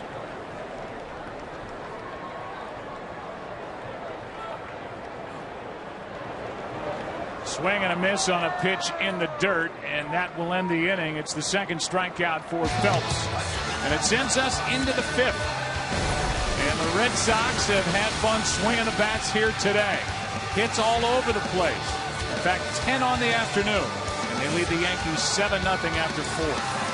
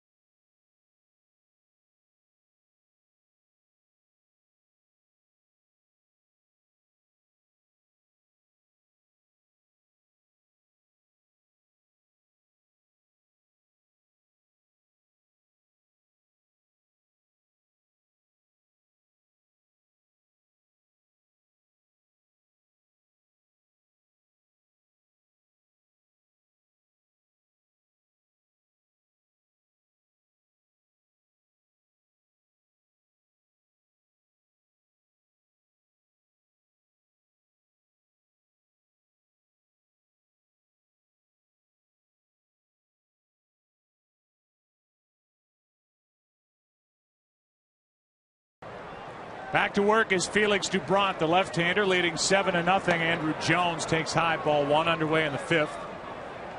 Nate Spears, who pinch hit for Kevin Youkilis. Remember, Youkilis was hit by a pitch in the 3rd. Spears stays in the game, plays third base as Andrew Jones takes a ball outside. The count 2-0. Good thing for Red Sox fans. We think Kevin Youkilis was hitting the left thigh, and normally the left thigh is not a serious injury. It hurts like the devil, but it's not serious. First, he fouled off a pitch off that left foot in his first at bat, so that could be a part of it. And that one either caught him on the left thigh or right on the knee. And we're being told that he was taken out because of that right there, being hit by the pitch. Meanwhile, Andrew Jones just lost the bat, and the count's 2-1 as he gets back to the plate, facing Doubront. 6'2", 165-pound left-hander, just 24. 2 hops to Aviles. 1 out as we start the 5th. Let's go for a game break. Here's Matt.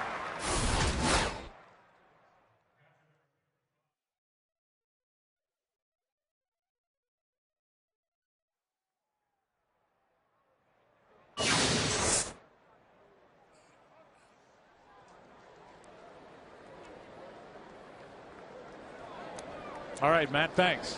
I've never thought that there was anything wrong with that, trying to bunt against a guy who has a perfect game. Maybe from the pitchers union standpoint, but not from a hitter or a regular player. That is in at the knees for a strike to Russell Martin. That's when Matt was talking about it.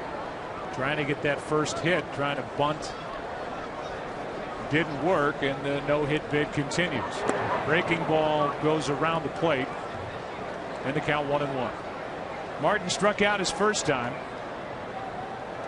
DeBrant has struck out 4, walked 2, and allowed no runs on only 2 hits.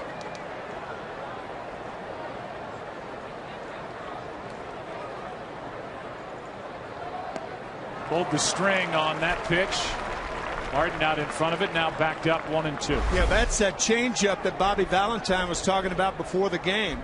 And that's what makes Felix DeBrant the pitcher that he is, and why he's a starter and not still in the bullpen.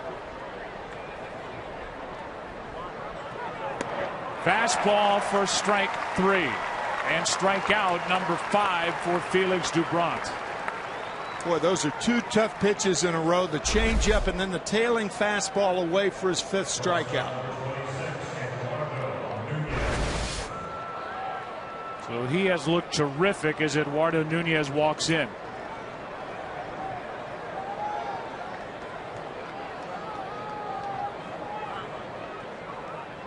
Nunez grounded out to short his first time up. Breaking ball down and in, ball 1. The Red Sox will have some help on the way in their rotation. First guy is Daisuke Matsuzaka, who is not too far away from going on a rehab assignment. I think there's a guy ahead of him, don't you? Yeah, Aaron Cook, who's been getting better and better every time he's taken the ball at AAA. Former All-Star. Yeah, he could pitch. All-Star with the Colorado Rockies. Went 8 his last time out as that pitch goes down and in. The count 2-1.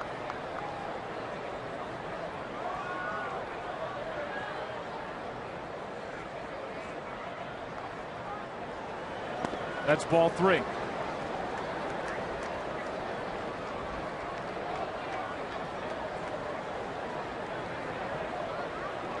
Derek Jeter would follow. We're playing in the 5th, top half, and the Yankees batting down by 7.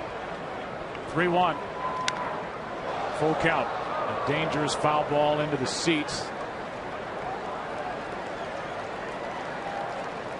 And a broken bat will send Nunez back toward the dugout. Bat boys now have to keep an extra bat in the on-deck circle so that we don't get that longer delay of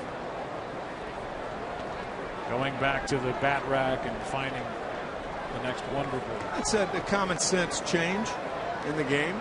Makes sense. So he's got yet another one. It's 3 deep. All right. Here comes a 3-2. A walk. And if you have wondered recently what life was like way back when, before Derek Jeter, Rookie of the Year for the Yankees in '96, the starting shortstop Tony Fernandez, then Jeter. Yankees failed to make the playoffs 13 consecutive seasons. See what they've done since. 16 of 17 in the postseason, and those rings. You see the net worth of the Yankees and where it stands now. The price of gas, and even a look at the Dow Jones. For a guy who is 37 and turned 38 this summer, he's 1 for 2 on the day, and a strike. And I think he would still top the list of Game 7, 9th inning. Who do you want a ground ball hit to? With the game on the line, I can't think of anybody that you would rather have it hit to than the guy that's done it as well as Jeter since '96. He'd be among the few.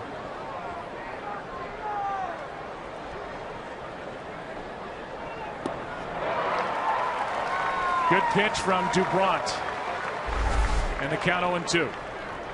Breaking ball. Maybe the best breaking ball that DeBrant has thrown today. Seems to be getting stronger as time goes on.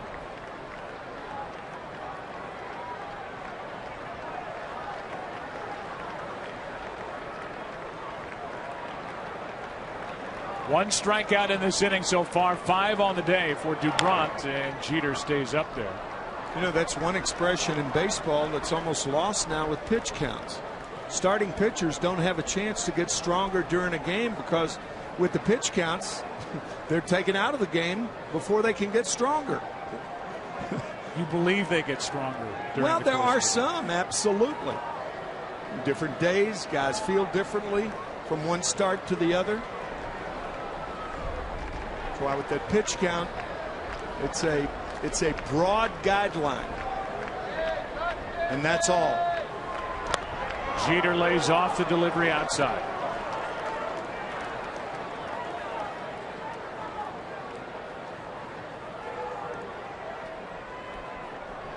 On deck is Swisher. Yankees trying to get anything going against Dubron.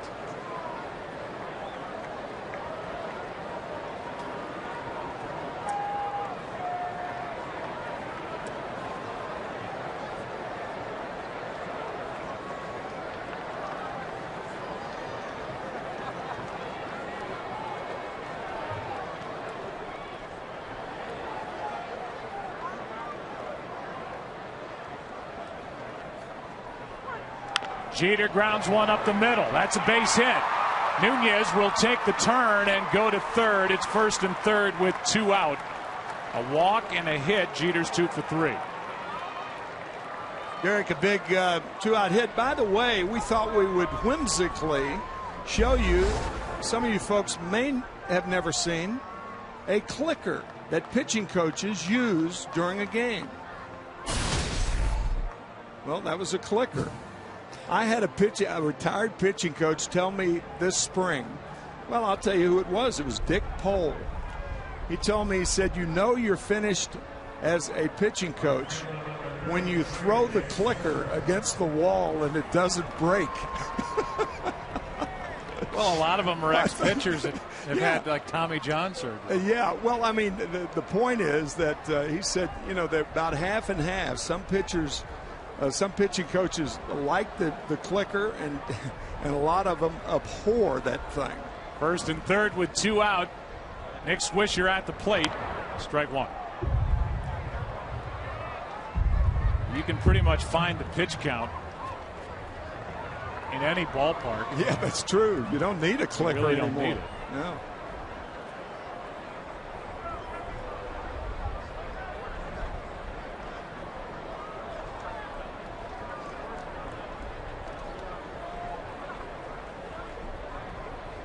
Here comes the 0-1. To the second baseman, Pedroia. Old pitching coaches retire from the clicker to the clapper to turn off the light before they go to bed. Halfway through it. Be quiet. 7-0 Red Sox.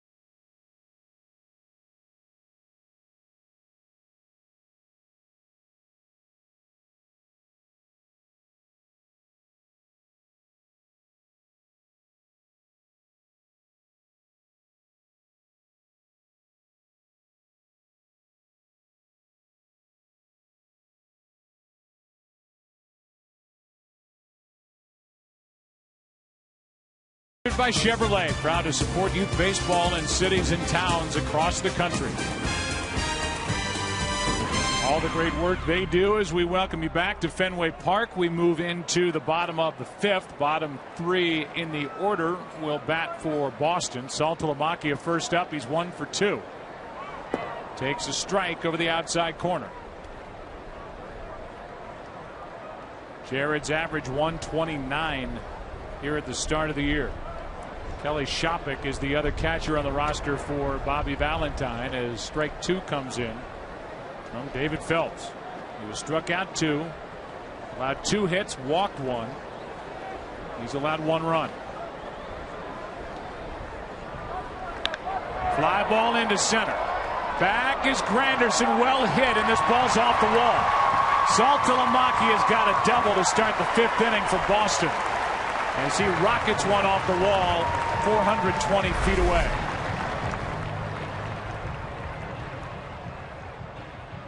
Hit a low fastball his last time up. Puts a charge in this one. Almost to the 420 sign in center field. Pretty good breaking ball that he went down to get. Yeah. There are no coincidences along those lines. He's a low ball hitter. Last time and the time before last. Cody Ross now 1 for 2, struck out with the bases loaded his last time when Phelps came in. And that's ball 1. Joe, you talked about Kelly Shopik being the backup catcher and a good one. He asked us to congratulate Coach Steve Smith, who is now the winningest coach in Baylor Bear history. Here's a fly ball into center, sending Granderson back at the wall, and it's gone. Home run, Cody Ross, his 3rd with the Red Sox. A 2-run shot makes it 9-0 here in the 5th.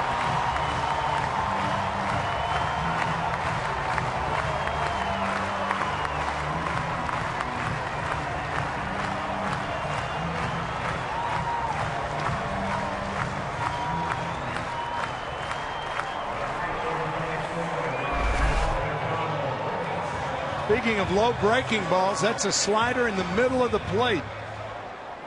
Cody Ross with home run number 3 for the Sox this year.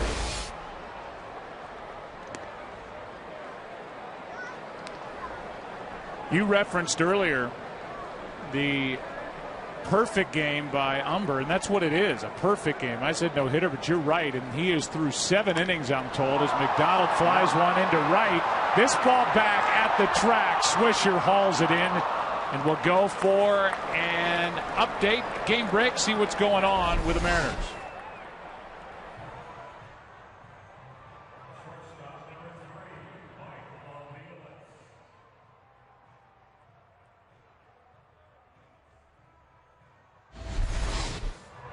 So perfect, and it continues. Shutting down the Seattle Mariners, who start the day 7-8, 5 games out behind Texas. Here's one into center. Off the bat of Mike Aviles and into the glove of Curtis Granderson, 2 out. And these Red Sox bats now are starting to catch up to David Phelps. We had to hurriedly talk about Kelly Shopik's coach at Baylor, Steve Smith. And Baylor has all of a sudden become a sports powerhouse with Robert Griffin, right? The QB who may be the number 2 pick in the NFL draft. Absolutely. Yeah. He'll be a Washington Redskin. Heisman Trophy winner, in fact. Here's a strike over the outside part to Sweeney. There's Kelly. Women's basketball won the NCAA this year. Well, Baylor enjoying, down in Waco, enjoying a resurgence of success. Counts 1-1 on Sweeney. Hard hit and foul down the right field line, and some of these pitches now from Phelps are up. The one that was down to Saltalamacchia is where he likes it. Cody Ross smoked a 2-run home run to center off the edge of the roof over the camera position here at Fenway Park. Here in the 5th inning, Phelps is getting hit and hit hard. That is just inside. 2-2. You bring up an interesting point. It's a misconception to think that hangers are only high. There are balls that are thrown that are low that don't do anything. They can be hit a long way too. That's outside a full count.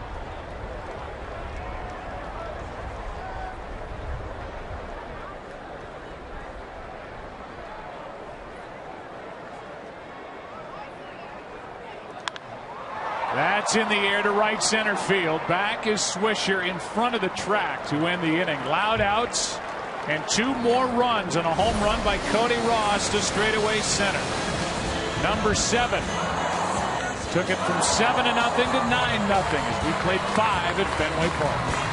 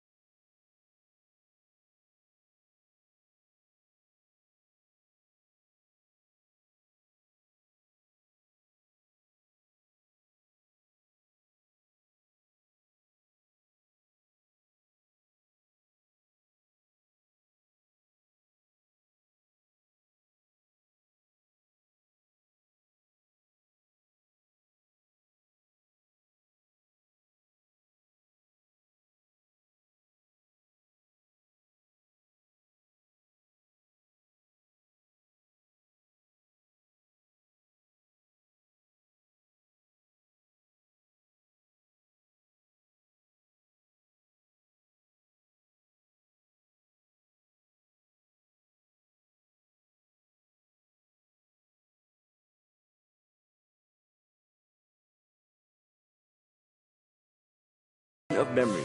Join Chevy as they rebuild youth baseball fields across the country. Go to ChevyBaseball.com to enter for a chance for your community to win a youth field makeover.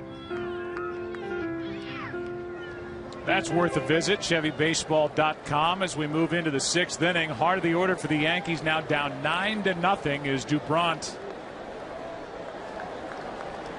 who does not have a win so far this year, finds the strike zone over the inside part to Robinson Cano. Cano, then Alex Rodriguez, then Teixeira. Good pitch in on the hands of the Yankee second baseman, strike 2.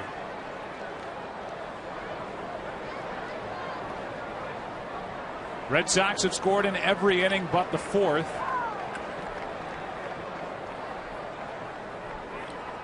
Dubrandt has been in charge since the beginning, and that continues. Strikeout number 6.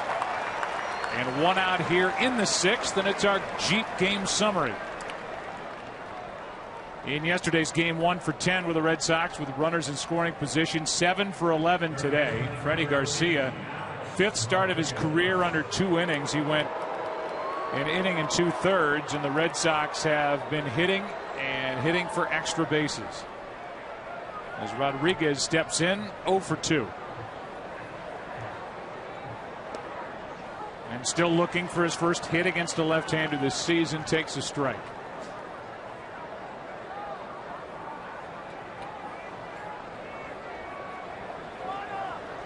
Rodriguez has bounced to short twice as he takes low. 1-1.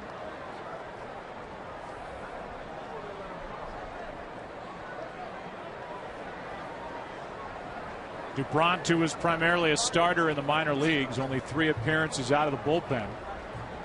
Getting his chance here in 2012, and Red Sox had won each of his first 2 starts. They're trying to win his 3rd here today. Means a lot when you can keep your team into the game, even though you don't get the win. Your team does. He's behind on the count to Rodriguez.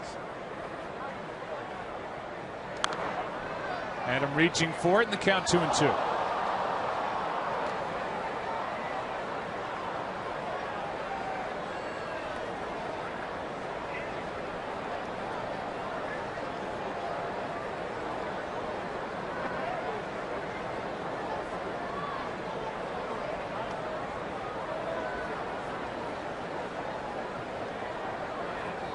The next from the Boston left-hander, down and in, a full count.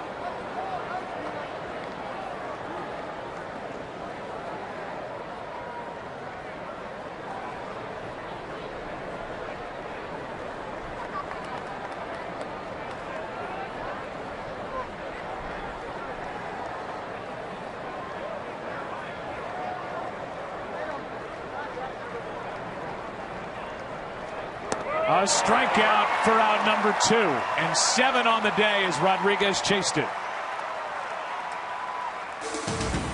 Today's game is sponsored by Dodge. Visit your local Dodge dealer today. And by Olympic Maximum Stain and Sealant in 1.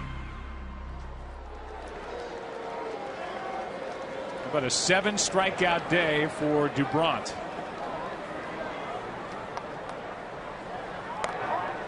That's outside for ball 1 to Teixeira.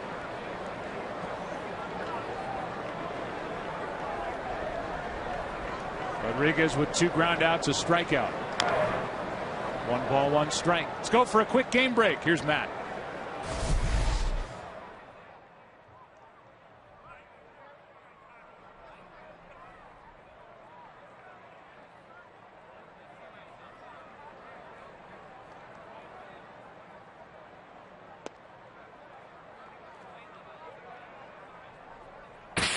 Matt, here that's 2 out, nobody on for the Yankees, who've been shut out on just 3 hits. That is hit in the air to left. Back at the track, at the wall, and Teixeira has put the Yankees on the board with a 2-out home run to left. It's 9-1 as Mark Teixeira gets home run number 2.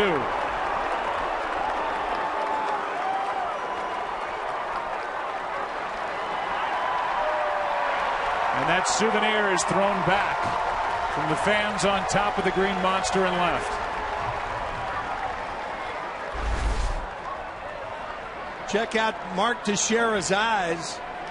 They light up when that fastball is what he's looking for.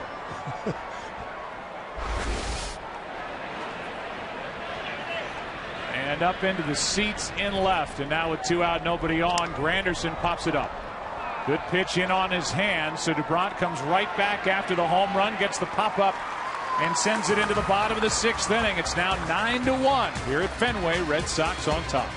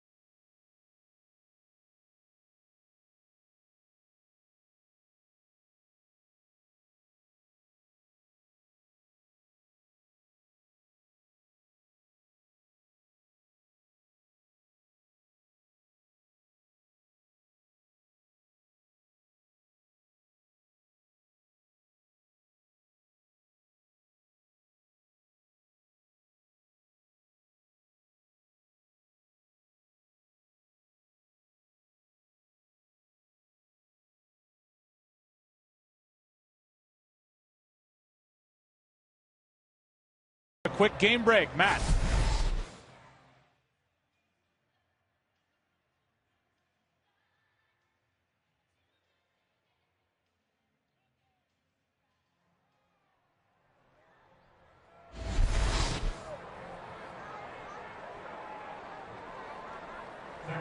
All right, we'll check back in with you as Dustin Pedroia steps in. We'll give you our in-game box score for the Boston Red Sox, and they have been hitting. It's brought to you by Lexus.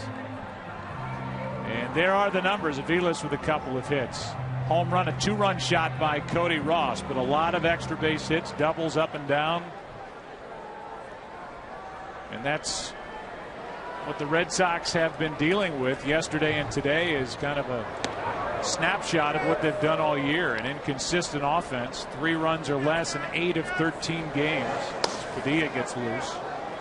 Last weekend in the first 3 games here at Fenway of the season against Tampa Bay, they scored 31. Today they get 7 after being shut down yesterday in a 6-2 game as Pedroia comes unglued to make the count 1-1. Yeah, Dustin is a high ball hitter, but not that high. Here's a 1-1. 2-1. So we'll be giving you bonus coverage, and we'll take you all to that game in the 9th inning with Phil Umber trying to go perfect for the White Sox against the Seattle Mariners. Now, the last perfect game thrown was Roy Halladay, the 29th of May 2010 versus the Florida Marlins, who are now the Miami Marlins. Halladay, of course, pitching for the Phillies. This ball is corked foul down the left field line and out of the park. That ball was hammered.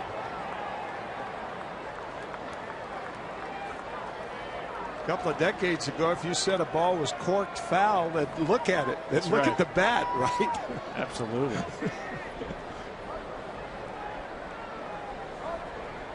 We're going to hear from Dustin Pedroia after he does something to start the 6th.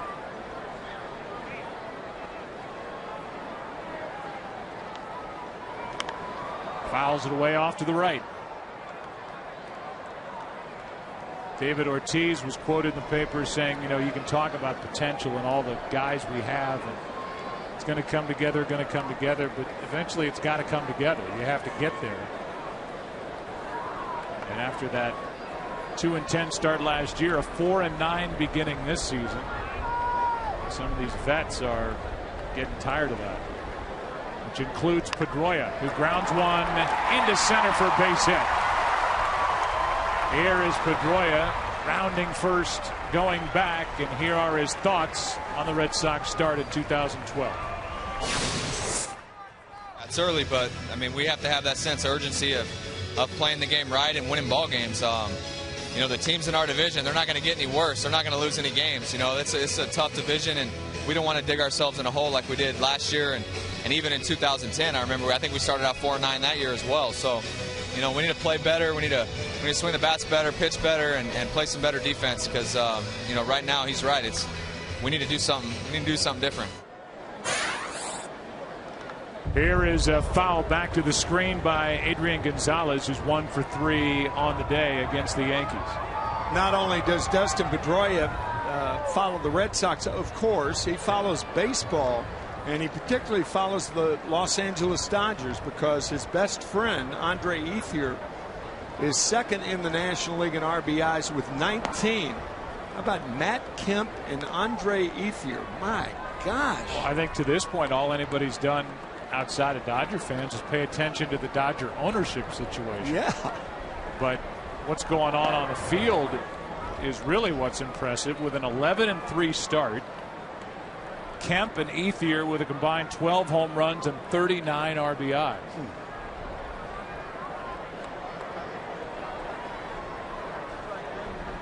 Here comes a 2-1 to Adrian Gonzalez. Double play ball to Cano. Nunez in the middle, easily turned 4-6-3, 2 out. And even though Phelps was knocked around a bit last inning, allowed a double, a home run, and some loud outs, He is gobbling up outs to take the stress off this bullpen with a night game coming up tomorrow.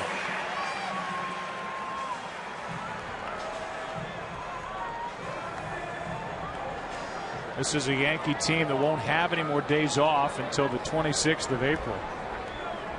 They will have played in 13 straight into that off day. Here's a base hit into center by Ortiz. Well, he is swinging it well. On base for the 4th time today with 2 singles, a double, an RBI, a walk, and a run scored. But David Ortiz is batting over 400 with his 3-for-3 day. That pitch right there, he rarely misses. I don't care how much he weighs. Here's Nate Spears, who took over for Youkilis in the 4th.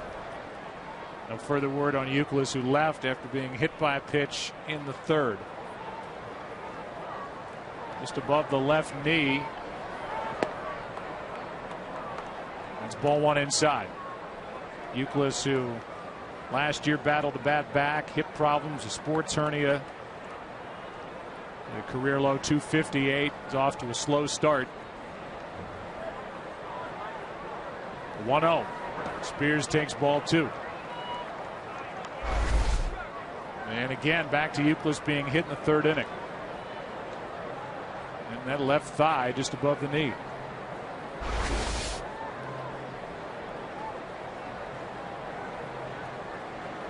Here's a 2-0.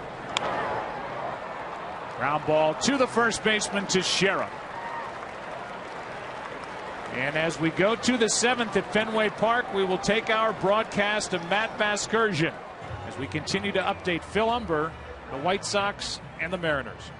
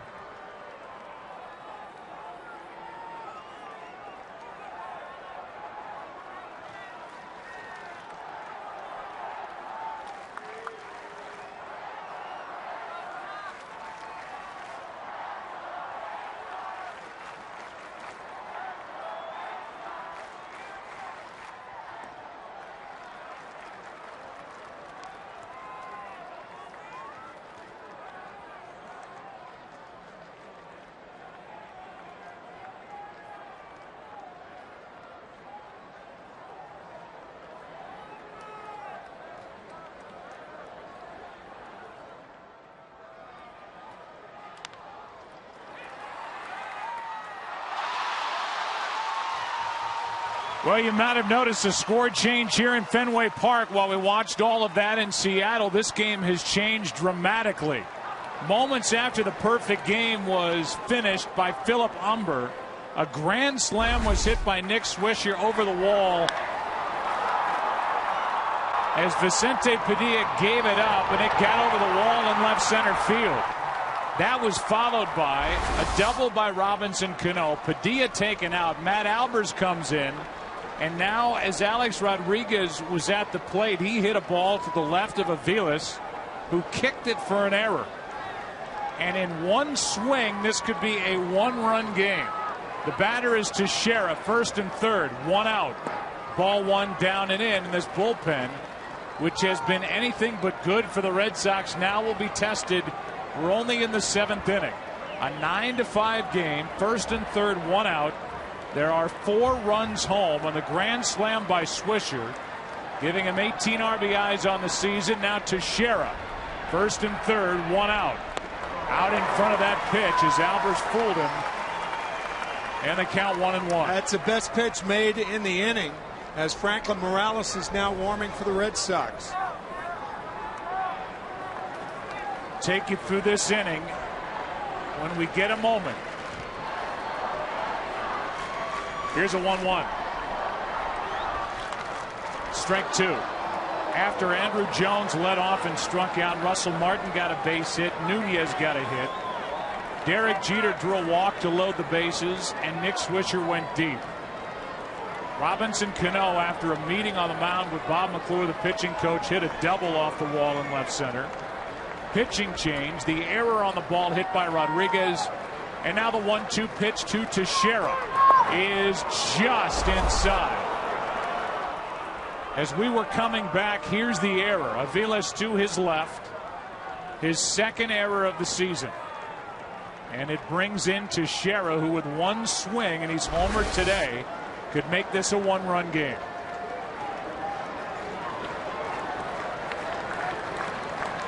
Here comes a 2-2. High fly ball into left. Back at the wall. This is gone. And a one-run game in Boston. Unbelievable as it's 9-8 here in the seventh inning.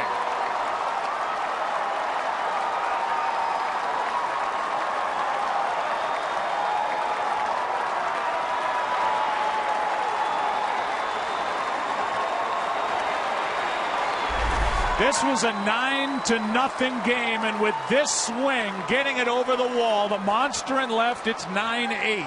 Talk about simultaneous drama, 3,200 miles apart. The perfect game by Philip Humber, the 3-run home run after the grand slam by Swisher, and we have a one-run game. Unbelievable.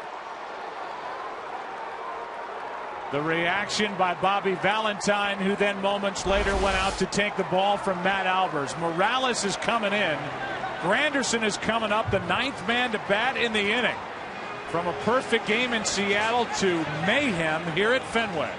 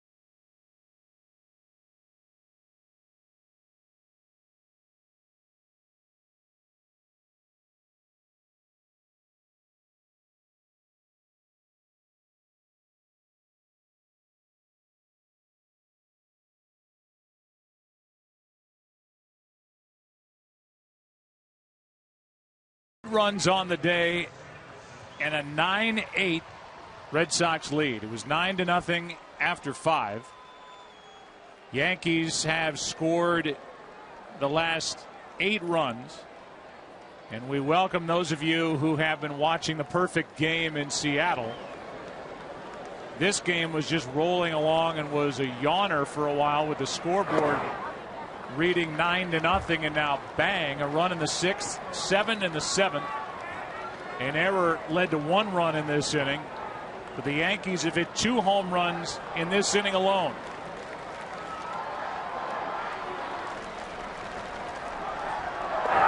A strike on a swing and a miss by Granderson, 1-1. After this, we'll take you back to our visit with Joe Girardi back in the 4th inning. And the score at the time was 7-0.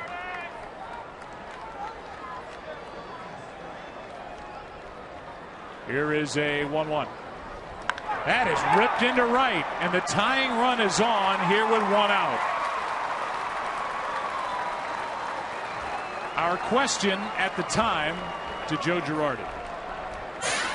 And I know if you were on the other side of this, up 7-0, you would not be comfortable. We are at Fenway Park, and anything can happen here. Yeah, a lot of runs can be scored very quickly here because of that wall in left field, and there's been some strange things that happen at this park. All right, Joe, thanks for the time. Thanks, guys. All right. In the mid-4th, and that wall in left field, and that wall has watched balls either bounce off it or sneak over it. For a grand slam by Swisher, a 3-run home run by Teixeira. Teixeira went deep that way back in the 6th. And it's a 9-8 game with a tying run at first and Franklin Morales on the mound. Andrew Jones at the plate. And the 4th pitcher of the day now working for Boston. Dubron was so good as the starter. The bullpen has imploded. They had Granderson leaning and almost picked off. That is a very quick, short, choppy move to first base. That was very close. Had the throw been a little more toward first, he's out. He may have been out anyway. Tying run at first, 1 out, and Morales checks on Granderson again, who has a much smaller lead. Yeah, and you may wonder why Morales is in there to pitch to Alex Rodriguez, representing the go-ahead run. Bobby Valentine has a lot of confidence in Morales, saying he can get right-handers and left-handers out equally. That is on the outside corner for a strike to Andrew Jones. And the count's 0-1. On deck is Russell Martin.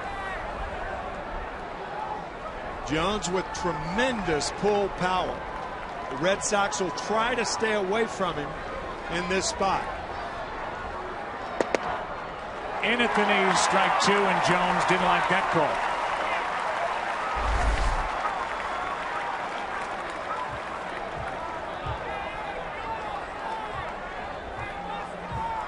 Framed well by Saltalamacchia behind the plate.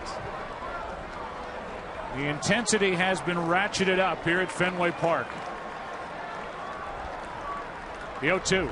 Struck him out. 2 gone in the 7th. That's the 2nd time Andrew Jones has struck out in this inning. Saltalamacchia going up the ladder with the target to get Jones.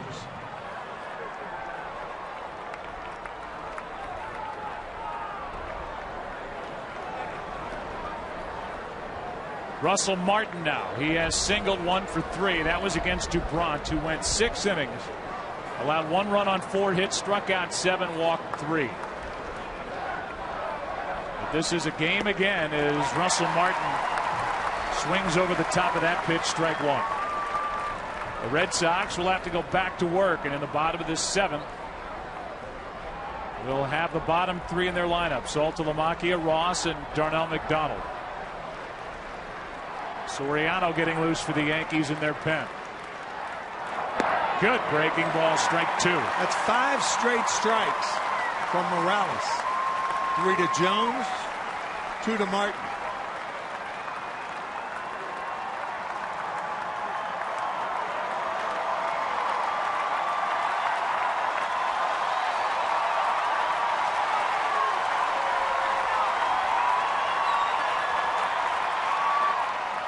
Remember, as we get down toward the end of this game, the Red Sox no longer have that bona fide closer. There's no more Jonathan Papelbon here at Fenway. He's with the Phillies. Andrew Bailey is injured. It's up to Aceves these days, but we're a ways from that. That's high. And a ball one to Russell Martin.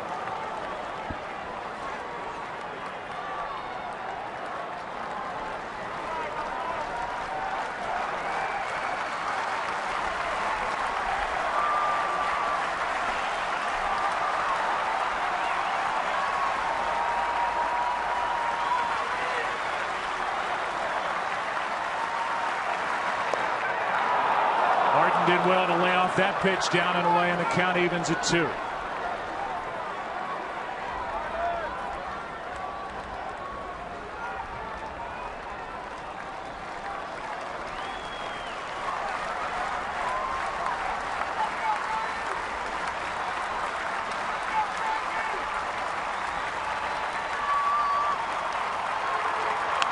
Hard hit to Aviles. The inning is over. But the Yankees have climbed back in it. And who knew back in the 6th inning when Mark Teixeira went deep to make it 9-1 where we were headed. A grand slam by Swisher, a 3-run shot by Teixeira the very next inning. A wow from Valentine. A wow from the crowd at Fenway. 9-8, time to stretch in Boston.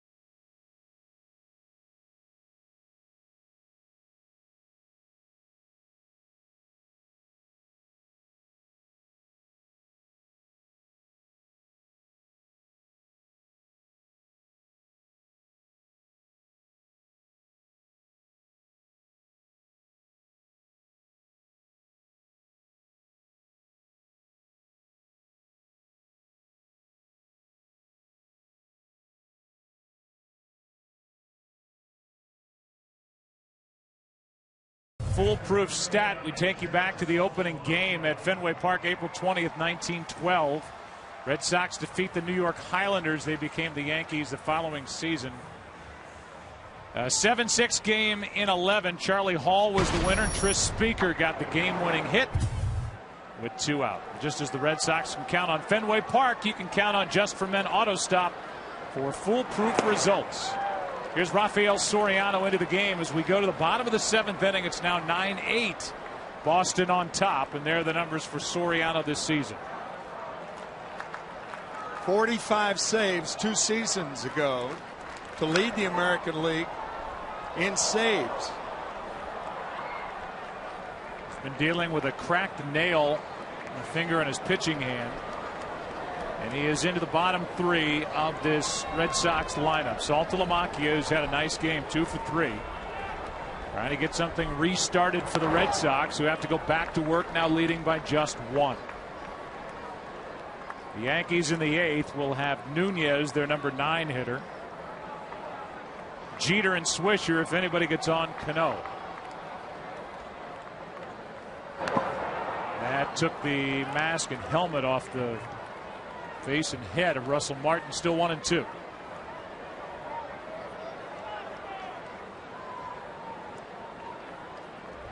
David Phelps relieved in the third.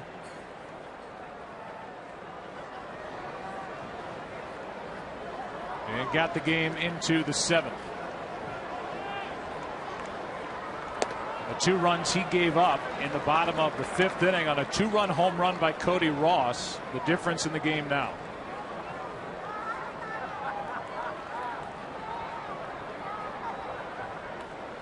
Here is a 2-2 pitch. Good rip by Saltalamacchia.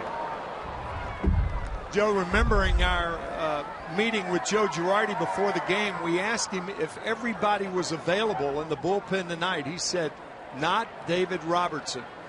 So we'll see if he stretches out Soriano. Mariano Rivera may go 4 outs today. If they need them, they have to get the lead first. Here's a shot into the corner. It hops out of play and a ground rule double off the bat of Saltalamacchia. His 3rd hit of the day and 2nd double. And a good start to this 7th inning for the Red Sox, with Cody Ross walking in. Well, a guy hitting 103 coming into the game. That's Saltalamacchia with 3 big knocks in this game today. Phelps went 4. Rapata went a 1/3 of an inning. Freddie Garcia went an inning and 2/3. Now it's Soriano who will try to pitch around that leadoff double. Ross homered his last time. 2 for 3. Ball 1 upstairs. Here's his home run in the 5th inning. Straightaway center and off the roof on top of that area where the camera people do their work out in center. 1-0. He did not go, and it's 2-0.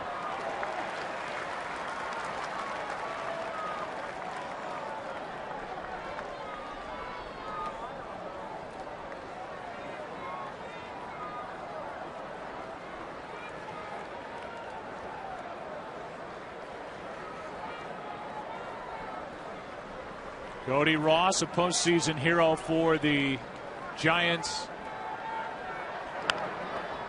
Now squirts one foul off the end of the bat right side. 2-1.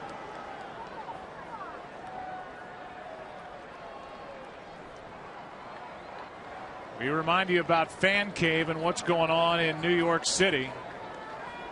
It's back, and this year 9 cave dwellers compete to remain in the cave until the final pitch of the World Series. And some of baseball's biggest stars are scheduled to visit and appear in Fan Cave videos. You can check it out at MLBFanCave.com. Here's a 2-1. Left side. Nunez looks the runner back, gets the out, 1 away. By the way, you can follow Fan Cave on Twitter at MLBFanCave and like it on Facebook. Today's game is sponsored by the 2012 Ford F-150, built Ford tough, and by the Snap Spreader System from Scotts. Feed your lawn. Feed it. See Cody Ross going back to the dugout near the first base side, very upset with himself because he did not move the runner. A big out for Soriano and the Yankees. An important run sitting out there for the Red Sox now. Darnell McDonald pops it up. Foul ball. Will there be a play? Teixeira says he's got it. 2 out.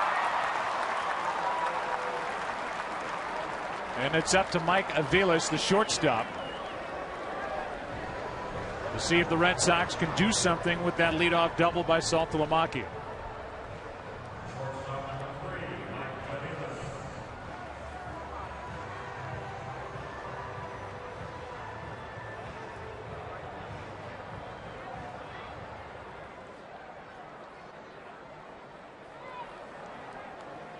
Aviles has 2 RBIs with a pair of singles. He has stolen a base and scored a run. Runner at second, Saltalamacchia 2 out, showing bunt, taking a strike, and a good fastball from Soriano. Now Boone Logan, the left-hander, getting loose. with Ryan Sweeney on deck.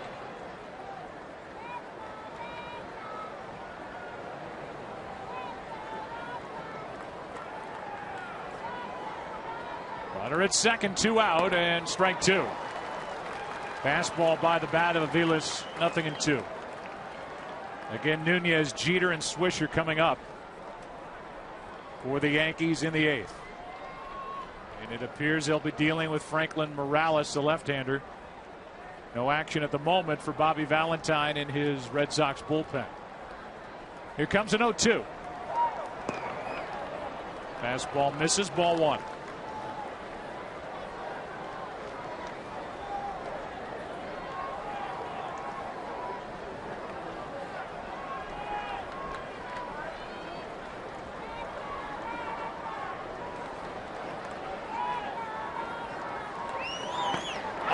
Inside corner, struck him out looking, and we go into the 8th inning. Aviles puts up a mild argument. We are through 7. Red Sox back to the field, up by 1.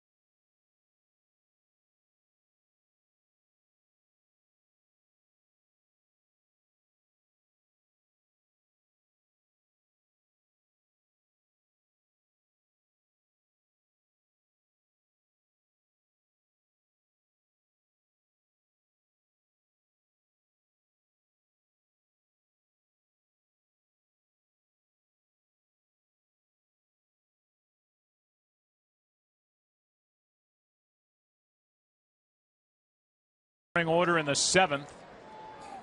He gave up a hit, then got a strikeout, a force out to end the inning. And here in the 8th inning with the Yankees batting, Alfredo Aceves, former Yankee and now the closer for the Red Sox, gets loose.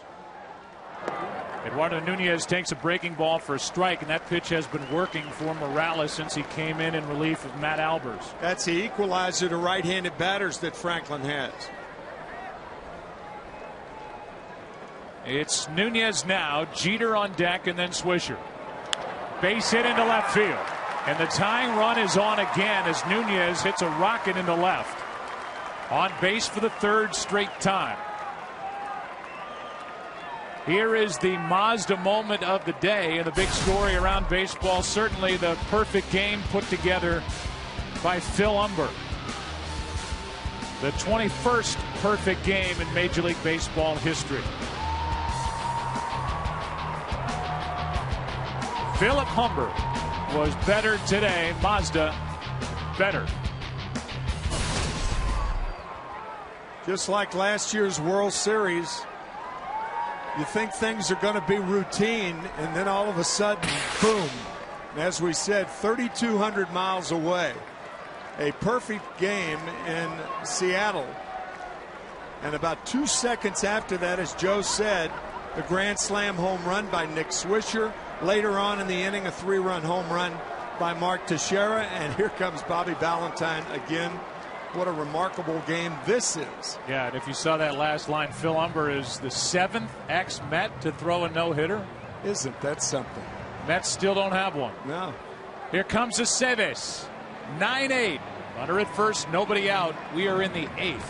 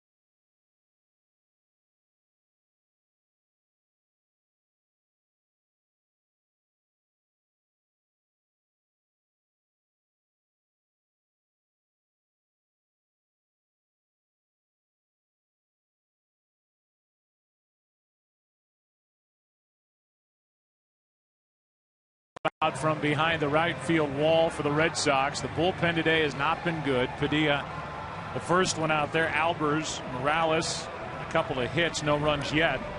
And now is Aceves, and it brings back that stat again. Right now, the way they're currently constructed, you see the difference in the experience and the saves racked up, and that's predominantly because of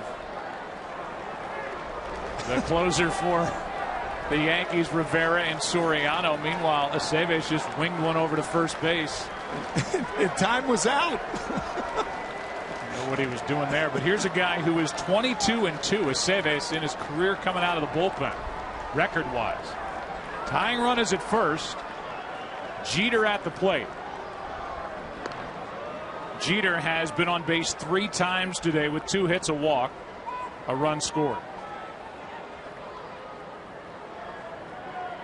On deck is Swisher, then Cano.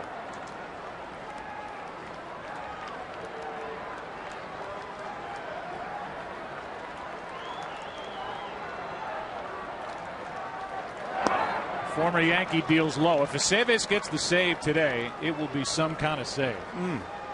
Trying to go 2 innings and trying to stop what would be a crushing defeat for Bobby Valentine, whose crew has lost 4 straight at home. Up 9-0, now 9-8. 1 on, nobody out in the 8th. It's only the Red Sox 14th game of the season. If they lose, it'll seem like it's the 114th game of the year. It's been a trying start on a lot of different levels for Bobby Valentine and the Red Sox. The injury front.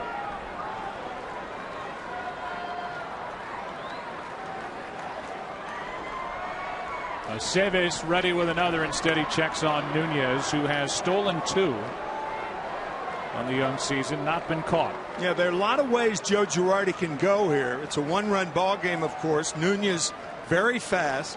Jeter makes contact. Aceves has to throw a strike. The chance of a pitch out. Remote.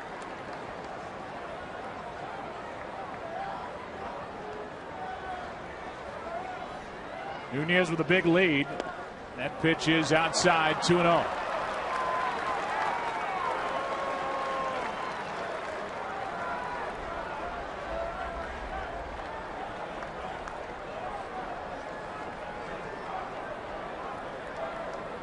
Aceves, the 30-year-old right-hander, was with the Yankees through 2010, was with Boston last season, had a great year out of the pen. That's in at the knees, 2-1. Last year was 10-2. Did make 4 starts, but did a good job with a low ERA of 2.61 coming out of the bullpen, predominantly for Terry Francona. He's been installed as the closer with the injury to Andrew Bailey, out with a bad thumb, had surgery, out until at least after the All-Star break. That's strike 2. 96 from Aceves, 2-2. Right on the corner to Jeter. Keep in mind, Jeter, one of the better 2-strike hitters in the game.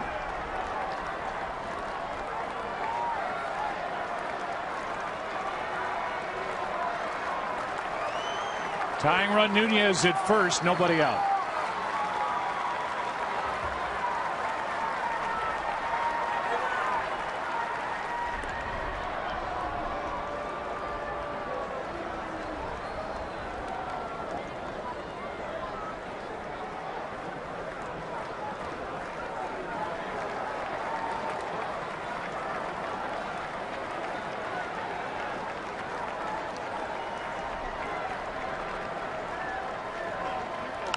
That's foul. Red Sox behind Aceves now have the young left-hander Justin Thomas, Junichi Tozawa, who was just called up from the minor leagues, and Scott Atchison. But after that leadoff hit by Nunez, Bobby Valentine went to Aceves here in the 8th. Desperate in April.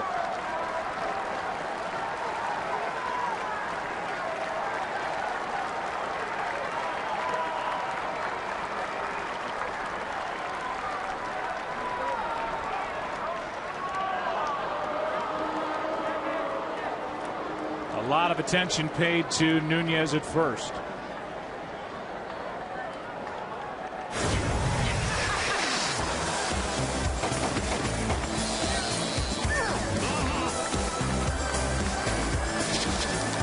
Jeter with 2 singles, a walk, a run scored in this game. He's also grounded out.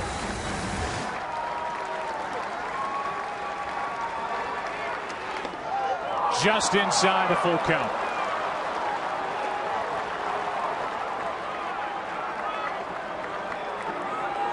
How did the Yankees start the runner? I think so.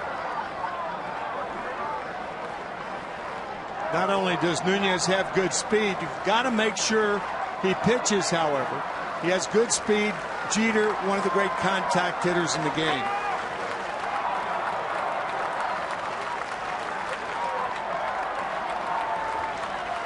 He's going. Jeter fouls it.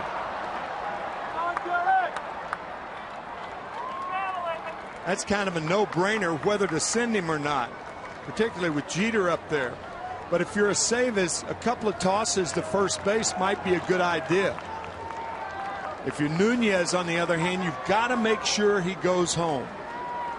It's not your job to steal the base. It's the hitter's job to make contact.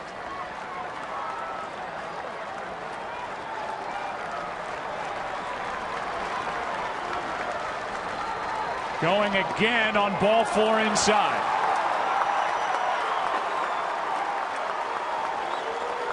So Aceves comes out of the bullpen and walks Jeter to put 2 on with nobody out for Nick Swisher, who homered his last time up. It was a grand slam last inning in the 7th, and that gave the Yankees a little spark. Later, a 3-run shot by Teixeira was more than a spark. It made it a 1-run game, which it is now. And It's even tighter now with 2 on and nobody out in the top of the 8th.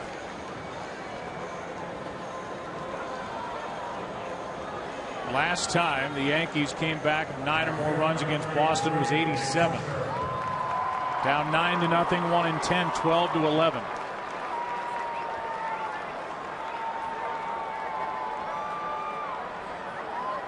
Swisher with a grand slam and a single, 2 out of 4.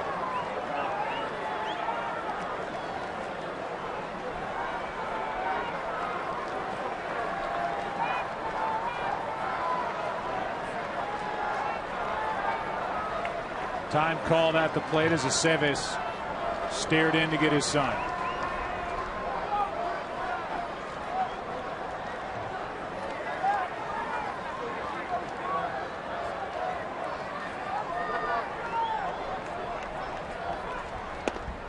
Ball 1 inside.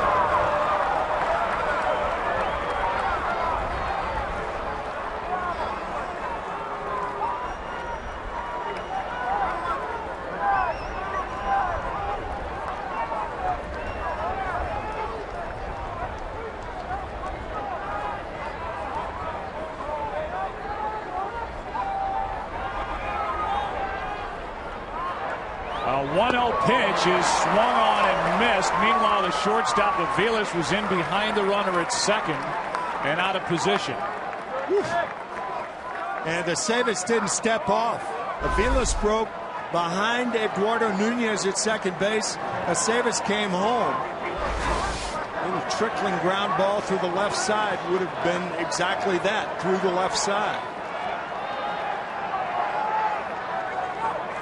2 on with nobody out.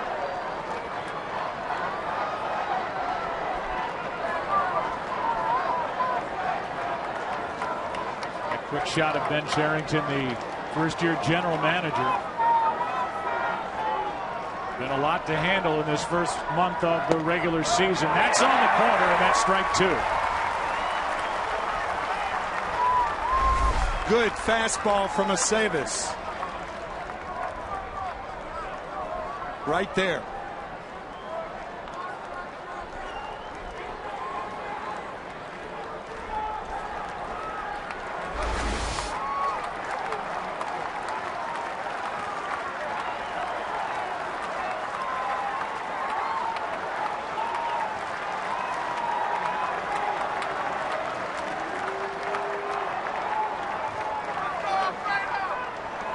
Swisher skies one into center. Back at the wall. This ball is off the wall. 1 run scores. It'll be Nunez. Jeter right behind him. And with that, the Yankees have taken the lead. Down 9-0. They lead it in the 8th, 10-9.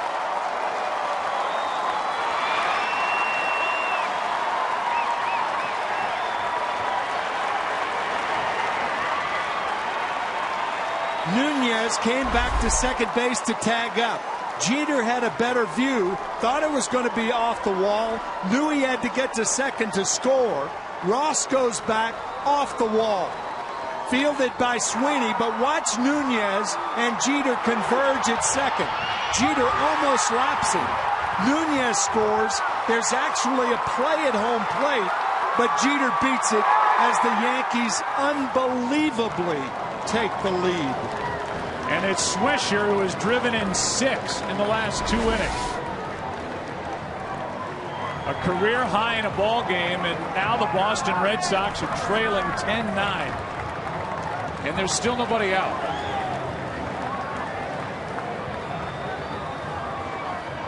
And you can see they're going to walk Cano and pitch to Alex Rodriguez. I don't know that that's a good move. I mean, you're trailing by 1 run. I mean, you're talking about a guy with 631 home runs here. He's been struggling against left-handed pitching, 0 for 23 on the year, but not against right-handers. So Cano will reach for the 3rd time today, 2nd time on a walk, first intentional walk. And it'll be Alex Rodriguez with 2 on and still nobody out. This game has almost been split in half, Joe. The Red Sox score 9 runs in 5 innings. The Yankees have scored 10 runs the last 3. Unbelievable. And for the Yankees now, the advantage they own over the Red Sox is out in that bullpen. Sitting in the bullpen in the person of Mariano Rivera. But remember, David Robertson, that's what Joe Girardi told us before the game, he's not available tonight to work the 8th. So, man. Here's Rodriguez, 2 on, nobody out.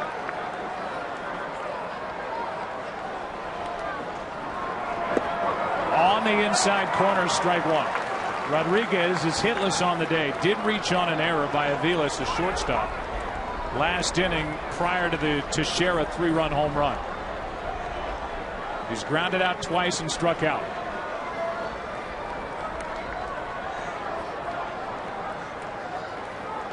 More action for the Red Sox in their bullpen as Rodriguez lays off ball 1, down and away. Tazawa, the right-hander. Justin Thomas, the lefty.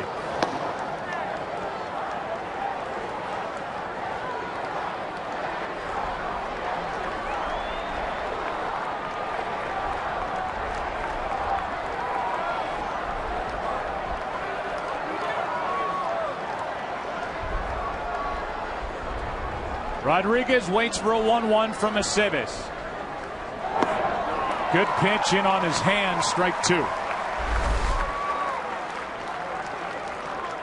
Yeah, it's a vintage pitch when you can get it there on Alex Rodriguez. Right in on the hands.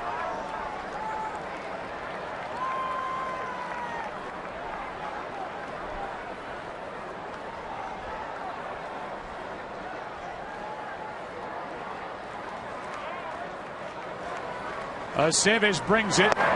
Rodriguez lays off it high, 2-2. Felix Dubronc, the starter, went 6 and was tremendous. He will not get a win. He threw 99 pitches, taken out. And the combination of Padilla, Albers, Morales, and Aceves, they've watched a 9-0, then 9-1 lead disappear. Here comes a 2-2. Breaking ball is low, full count. Well, you saw the runner Nunez running with Derek Jeter having the count 3-2. I don't think now with Rodriguez up there is the time to send the runners.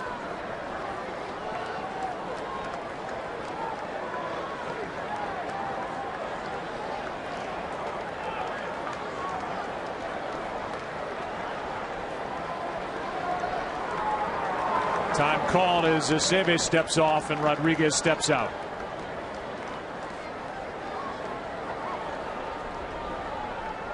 (10-9) Yankees in the 8th. Boston will have Sweeney, Pedroia, and Gonzalez in the bottom of the inning, trailing by at least 1. That is a rocket down the line. It is foul. Into the corner, a foul ball as the third base umpire Jeff Nelson called it. It leaves our view, and it was foul by about a foot.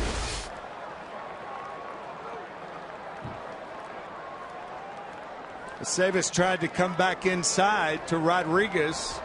Alex appeared to be looking for that pitch and just fouled it off down the line.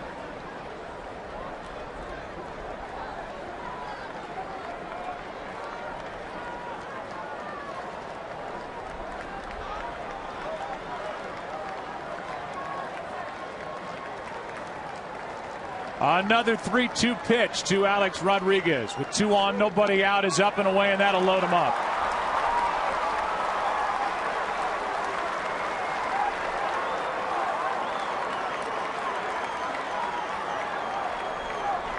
Aceves gets a visit from Saltalamacchia. Teixeira's coming up. And with Teixeira digging in, we'll go down to Ken Rosenthal. Ken?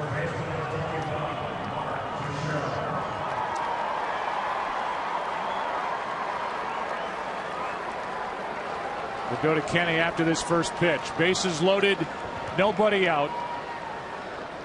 Teixeira, 2 home runs in his last 2 at-bats. Ball 1, Kenny. Joe, with that home run in the last inning, Mark Teixeira did something he did not do all of last season. Hit an opposite field home run from the left side. He hit 24 home runs batting left-handed last year. 23 went to right, 1 to center. He closed his stance this season from the left side, worked hard on going the other way. That home run was his reward. Here's one foul, and the count 1-1. He took some weight off as well. Came to spring training a little lighter, hoping to avoid that slow start. He has helped his April here today with 2 home runs and 4 RBIs. He rips one down the right field line. This ball is fair, 1 hop into the seats, and a ground rule double brings home 2 more, and the Yankees lead by 3. 12-9 here in the 8th.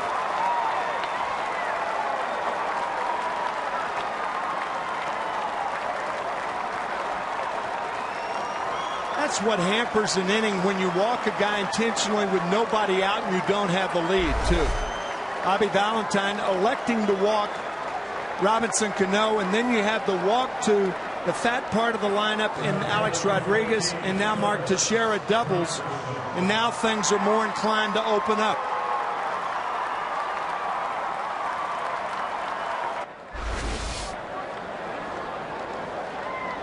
"12 unanswered runs scoring, and now the intentional walk to Granderson's second intentional pass of the inning.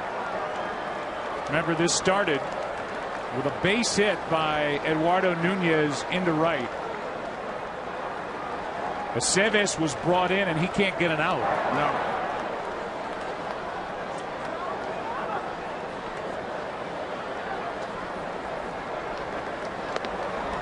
That'll load him up. Andrew Jones is the next scheduled hitter. And here is our game summary as Bobby Valentine is going to make the pitching change. And the Yankees are going to go to Ibanez. Swisher with a career high 6 RBIs. The Red Sox bullpen has imploded. And the lead that was once 9-0 for Boston, they now trail 12-9. The look on the face of Bobby Valentine is his team has blown the lead. The elation of Nick Swisher. Yankees on top, and another pitching change in the 8th.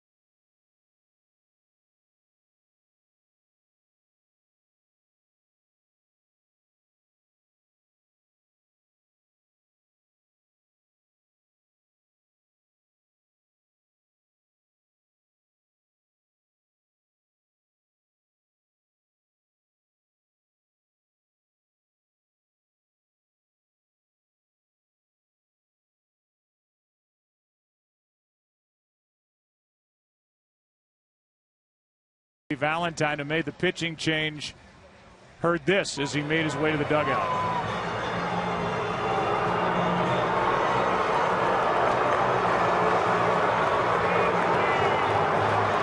Hey, Joe, we've been around the game a long time. I have rarely, if ever, seen a manager at any time during the year have a worse week than Bobby Valentine has had. Starting with the quote about Youkilis and all of the things, the 4-game losing streak, and the Red Sox with a 9-run lead, and they've blown it. It's now 12-9 Yankees. Remarkable.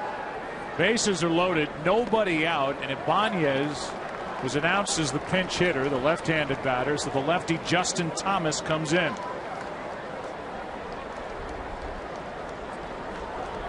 Ibanez batting for Andrew Jones, who was 0 for 3 with a walk while he was in there. There the runners on. That is a rocket for a double play. Caught by Adrian Gonzalez and right to the bag to double up Granderson, and there's nothing he could do. Ibanez couldn't have hit it any harder. One of the very few breaks the Red Sox have gotten all week. This ball scalded, and a great play by Gonzalez. Steps on the bag for the double play. Ibanez off the bench hits into the double play, and Russell Martin bats second and third, 2 out. 4 runs home, and the Yankees leading 12-9 here in the 8th inning. Fly ball into center. That's well hit. Back is Ross. This one's over his head. 2 more runs. Martin will dig for second. He's got a 2-out, 2-run double. And it's been a 6-run inning. 14-9 here in the 8th.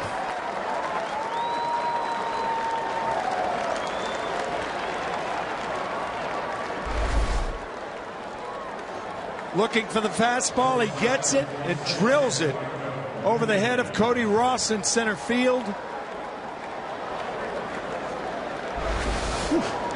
The Yankees have now batted around for the 2nd consecutive inning, and there was nothing cheap about any of them. Yeah, any of that. Everything's been hard hit. Even the double play hit into by Ibanez. Here's one into shallow left. That will allow Martin to get only to third as Aviles hauled it in. It's an infield hit for Nunez, who's on for the 4th consecutive time, and it's his 2nd hit of this 8th inning.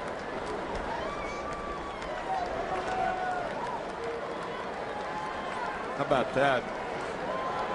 You look at the offense, and this is like 2 games. The way they started the first 5 innings and the way it's ending.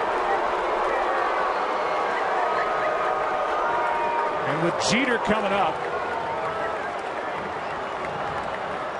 Tazawa's coming in.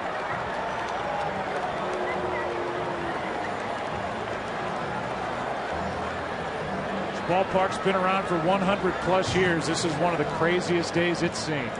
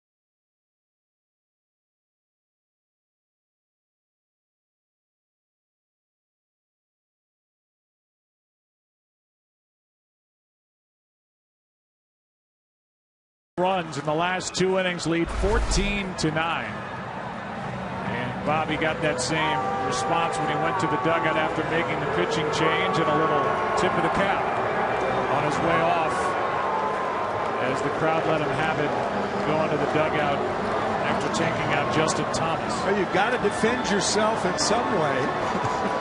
And all you can do is tip your cap, I guess. I've got to be thinking, I wonder what Terry Francona's thinking right now. He's got the game tomorrow night. Yeah, right. Oh, man. Whew. Terry Francona, who got the loudest ovation here yesterday. Right. In the whole 100-year anniversary day at Fenway Park. Here's Tozawa, who fires a strike. He's called up from the minor leagues. Mark Melanson, the right-hander, who had 20 saves for a last-place Houston team last year, has been shipped out to AAA. And it's Tozawa now coming out of the bullpen. Only one guy left out there as a fastball misses inside. 93 on the radar gun, 1-1. From Dubron to Padilla to Albers to Morales, Aceves didn't get anybody out. Justin Thomas now, Junichi Tozawa. Jeter at the plate, runners at first and third, 2 out. Runner goes, steals second, that's Nunez, who has 3 straight hits, including 2 in this inning.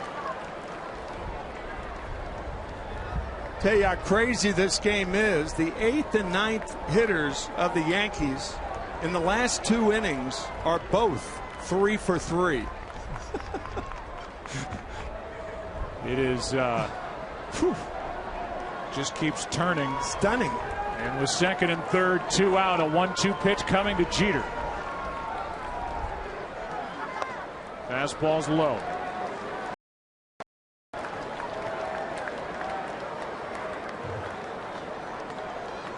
Swisher has 6 RBIs in his last 2 at bats, and he scored 2 runs.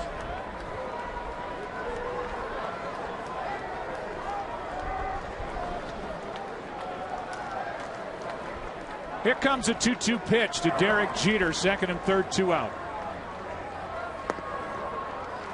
Full count.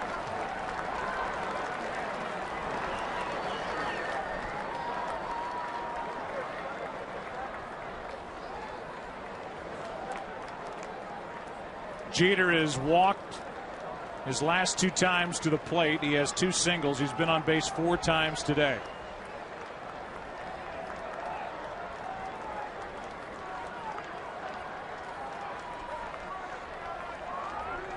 Here's the 3-2. Left side, Aviles in the hole, slips, gets up, safe, and another run scores.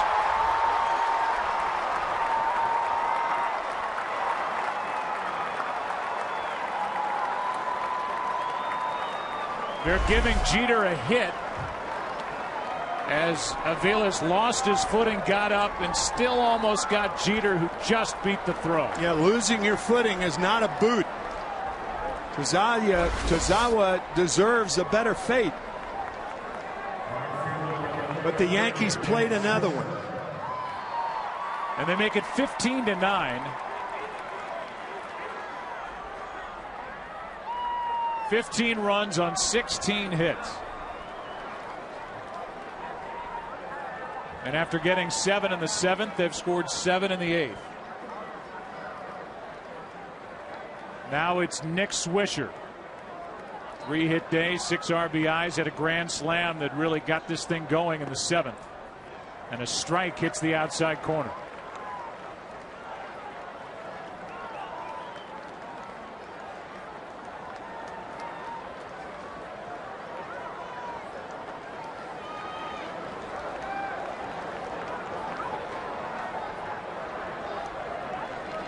Now the 0-1. Fly ball into center, and that will end the inning. Mercifully. As Cody Ross hauls it in. 1 in the 6th. 7 in the 7th. 7 in the 8th. 15-9 after 7.5 here at Fenway Park. What a day. What a game.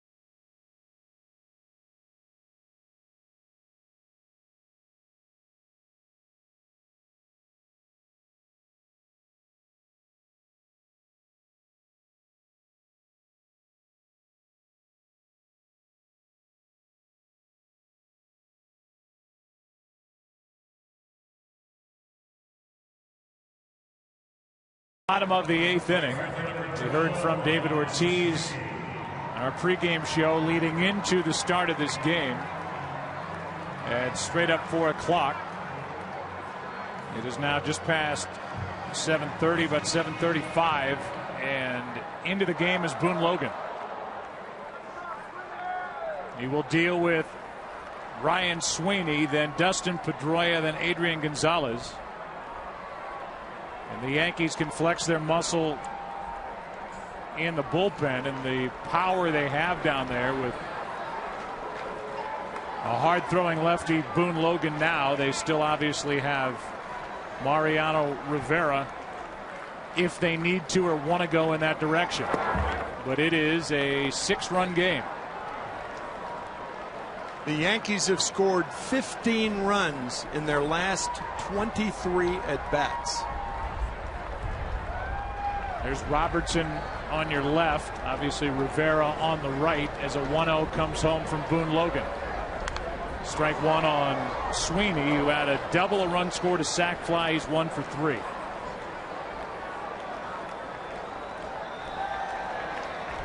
If the Yankees win, tie their biggest comeback win in team history, and it would be the 5th time they've overcome a 9-run deficit, 3rd time against the Red Sox.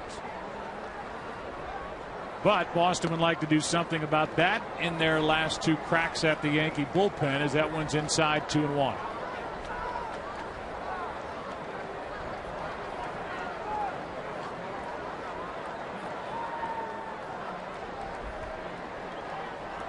From a 1-5 trip to start the year for Boston, they won 3 straight.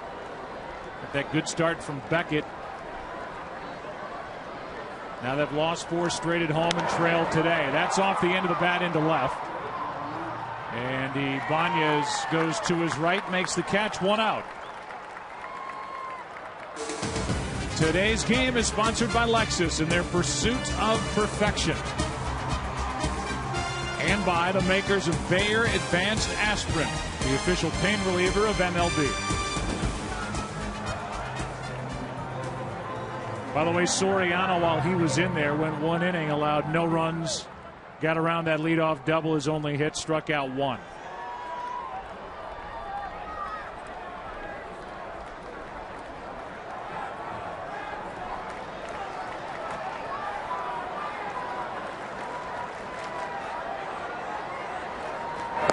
Strike 1.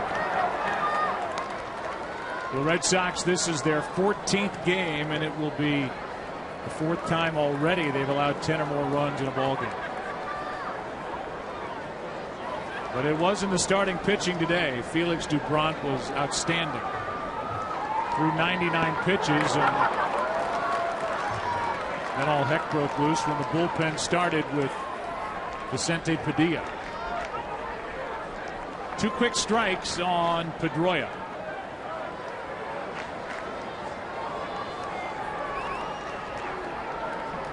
With 1 out, nobody on. Dustin today has 2 hits. He's 2 for 4 with an RBI. Here's an 0-2. Got him swinging as he pulled the string, and Pedroia is out number 2 here in the 8th. Good breaking ball from Logan to get Pedroia. It will bring in Adrian Gonzalez. Once again, Joe, a couple of weeks ago when the Red Sox played their 2nd game in Detroit, we talked about the importance of getting off to a good start this year, that they couldn't afford it because of what happened last September. They were 7-20. Some of the starting pitchers were talked about drinking beer and ordering pizza and eating during the games. Things mushroomed. Terry Francona left. Theo Epstein left. And now a start like this, the next year, woeful. First pitch of ball to Adrian Gonzalez.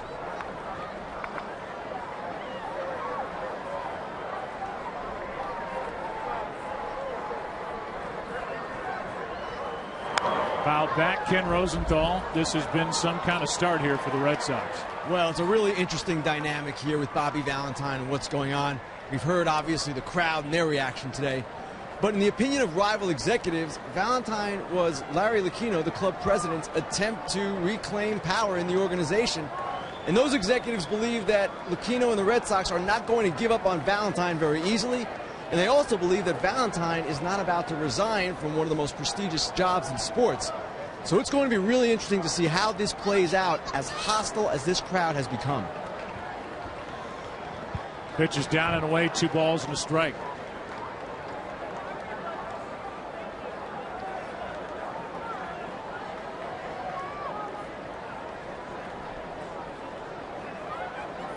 So the count 2-1 on Adrian Gonzalez.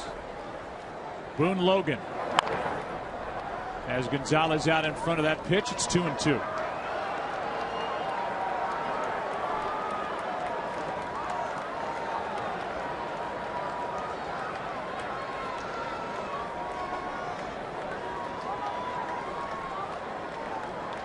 There's Larry Lucchino on the right, John Henry, principal owner here with the Red Sox, on the left.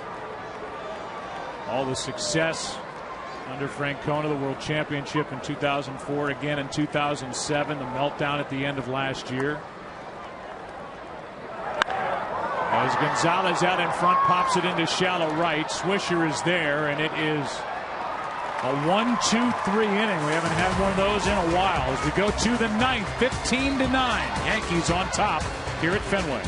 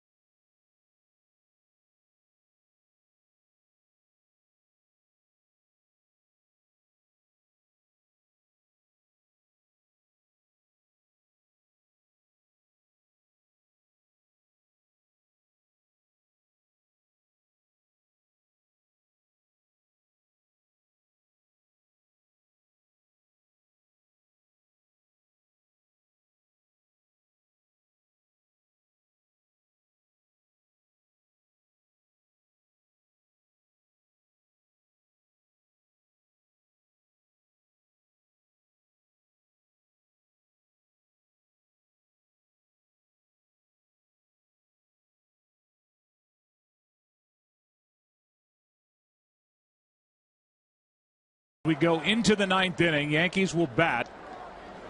Robinson, Cano, then Alex Rodriguez, then Mark Teixeira. Yankees trying to take the first 2 games of this series.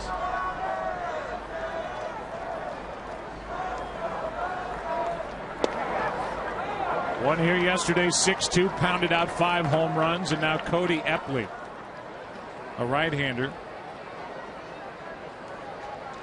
Before the game yesterday, I talked to Cody, who was out early, about 3 hours before the game. I said, have you ever been in this ballpark? He said, no. Can you imagine seeing a game like this in this park when you've never been here, or even if you've been here? Well, if you consider what he got a chance to see, and Fenway fans and anybody watching on TV got a chance to see with that celebration before the game yesterday, then the ball game, now today. Counts 1-1 on Cano, leading it off here in the ninth. Tazawa got the final out in the top of the eighth. Off the mound to make the play. The throw is good, 1 out.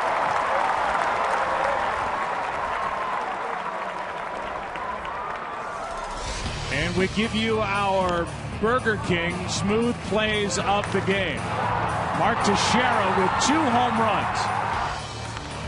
1 from each side of the plate. Also had that double with the bases loaded in the 8th. And then how about Nick Swisher? The grand slam he hit in the 7th. And then the go-ahead RBIs with that 2-run double in the 8th. The number 2 hitter Swisher, the number 5 hitter Teixeira. And with 1 out, nobody on, Rodriguez on a breaking ball spins out of the way. By the way, for Teixeira, 13th game with a home run from each side of the plate as this breaking ball rolls up there on ball 1. For Teixeira, that extends his major league record for homering from each side of the plate within the same game.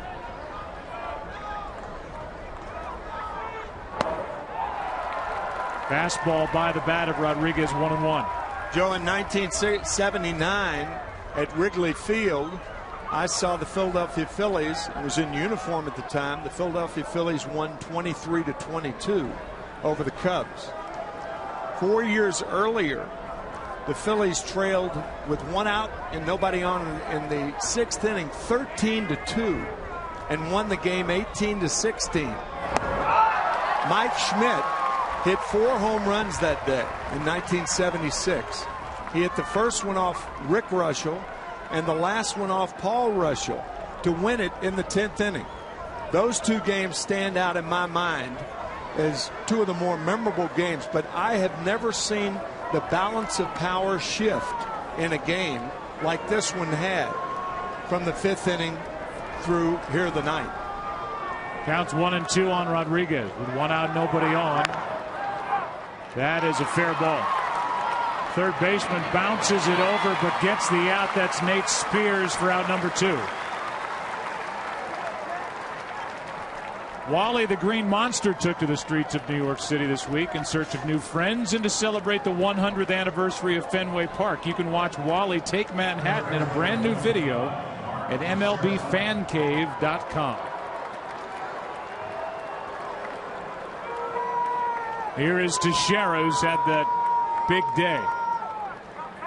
In the 2nd he led off, he grounded out. In the 4th inning he struck out against Dubront. In the 6th inning he went deep for the only run to score against Felix Dubront, made it 9-1. Then he hit a 3-run home run in the 7th. That made it 9-8. And he was in on that 7-run 8th inning with a 2-run double. So he has a 6 RBI day. So does he.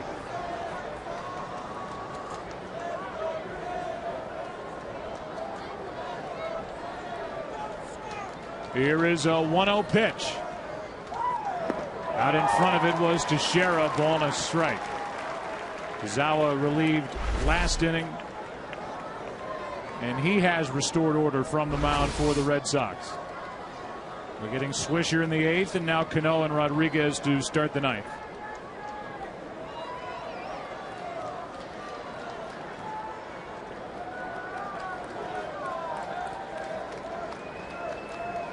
Red Sox in the bottom of the inning will start it with a DH Ortiz.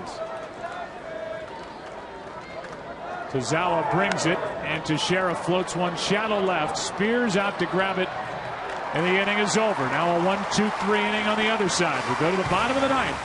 Red Sox coming to the plate, trailing by 6.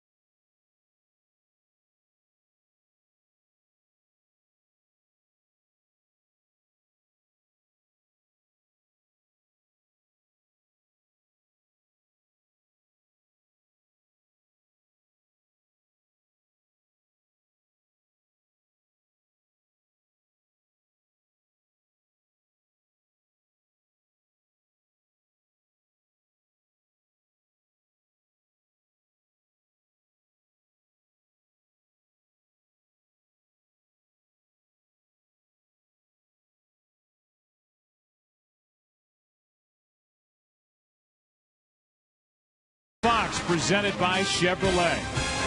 Look at some of the Fenway favorites that have happened in the 100 now plus year history of Fenway Park. June of '46, Ted Williams in that 502-foot home run. September of 1960, home run in his last at bat. You know what happened in '75 with a Fisk home run. September 12th, '79, Yaz with his 3,000th hit. Roll on through the 20 strikeout game. Roger Clemens. We were here in '99 for the All-Star game, and Ted Williams making his return and then winning it all. And it started with that Game 4 comeback against the Yankees in 2004 in the ALCS, winning it at the end of a 4-game sweep in St. Louis to win the first championship for the Red Sox in 86 years. As David Ortiz takes a strike, and part of the history of this stadium, when you look at all the happy memories, have been some of the disappointments over the years, and generations that never saw a championship in this stadium that's had such a unique relationship to this entire region. And during the regular season, this is one of them, this game right now. Ortiz grounds one through the right side. He couldn't be more hot. 4 hits and a walk, an RBI, and a run scored. He's still swinging it well, and he's on to start the bottom of the ninth. And he keeps finding holes in that shift. He does.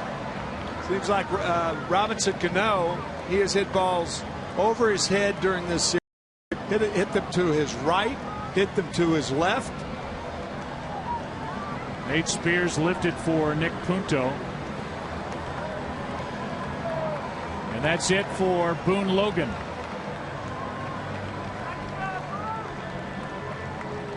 Cody Epley, first time at Fenway. So Cody Epley into the ballgame. 1 on, nobody out. It's a 6-run game in the bottom of the 9th inning as the Yankees use their 6th pitcher of the day.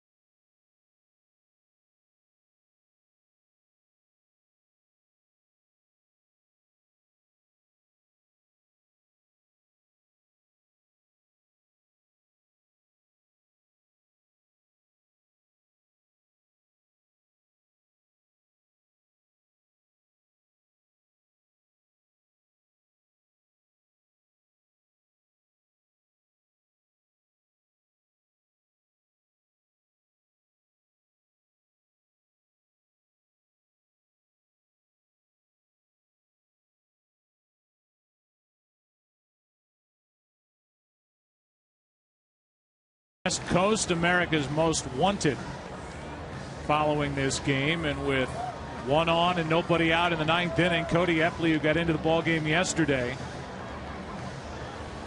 the right-hander who was picked up from the Texas Rangers organization, is into the action to deal with Nick Punto off the bench to bat for Nate Spears. Cody picked up from the Rangers after spring training. I said it was his first appearance. It's his first series at Fenway Park. Yesterday before the game, awestruck with the contours here at Fenway. Punto up there with 1 on and nobody out, strike 1. Nick, part of a world championship last year in St. Louis. Good, valuable piece off the bench. Saltalamacchia on deck. That's outside. A ball and a strike.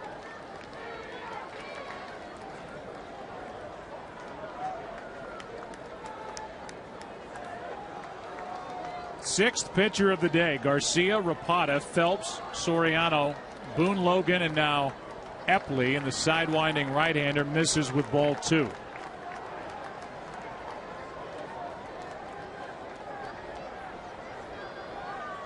Punto hitting .286.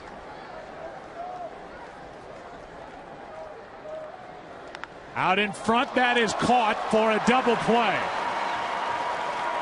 Line drive caught for out number 1, and to the bag to double off Ortiz, 2 out. Similar to the play that Adrian Gonzalez made against the Yankees with the bases loaded in the 8th inning.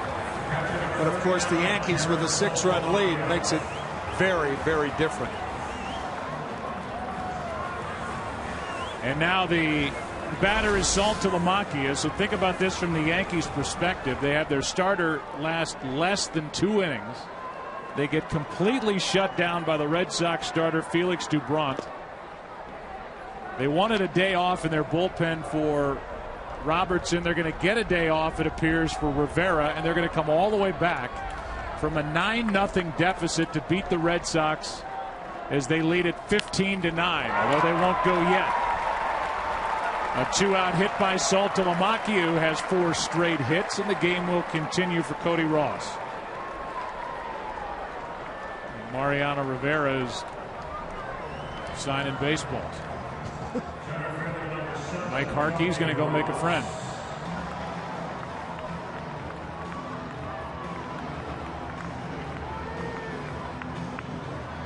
Boston Bruins lost earlier today to the Capitals. 4-3. They're down 3-2 in that best-of-7 series.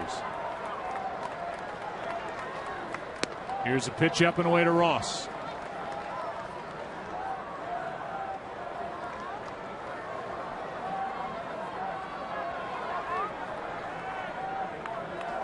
Here is a 1-0. Fastball for a strike. Go back to the adages in baseball. Take them one at a time and stuff like that. Just some games seem like more than just one game, and this is one of them from the Boston Red Sox standpoint. That is strike 2.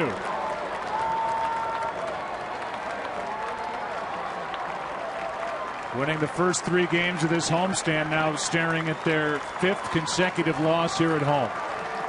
And more questions, and more heat, more pressure and frustration. As this one bounces in on a wild pitch, and Saltalamacchia down to second with 2 out.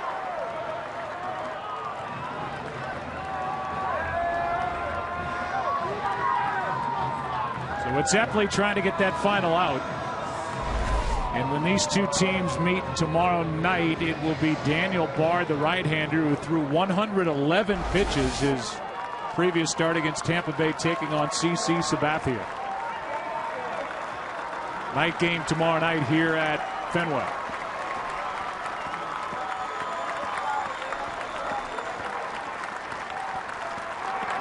Strike 3 called, and this game and this day at Fenway Park is over.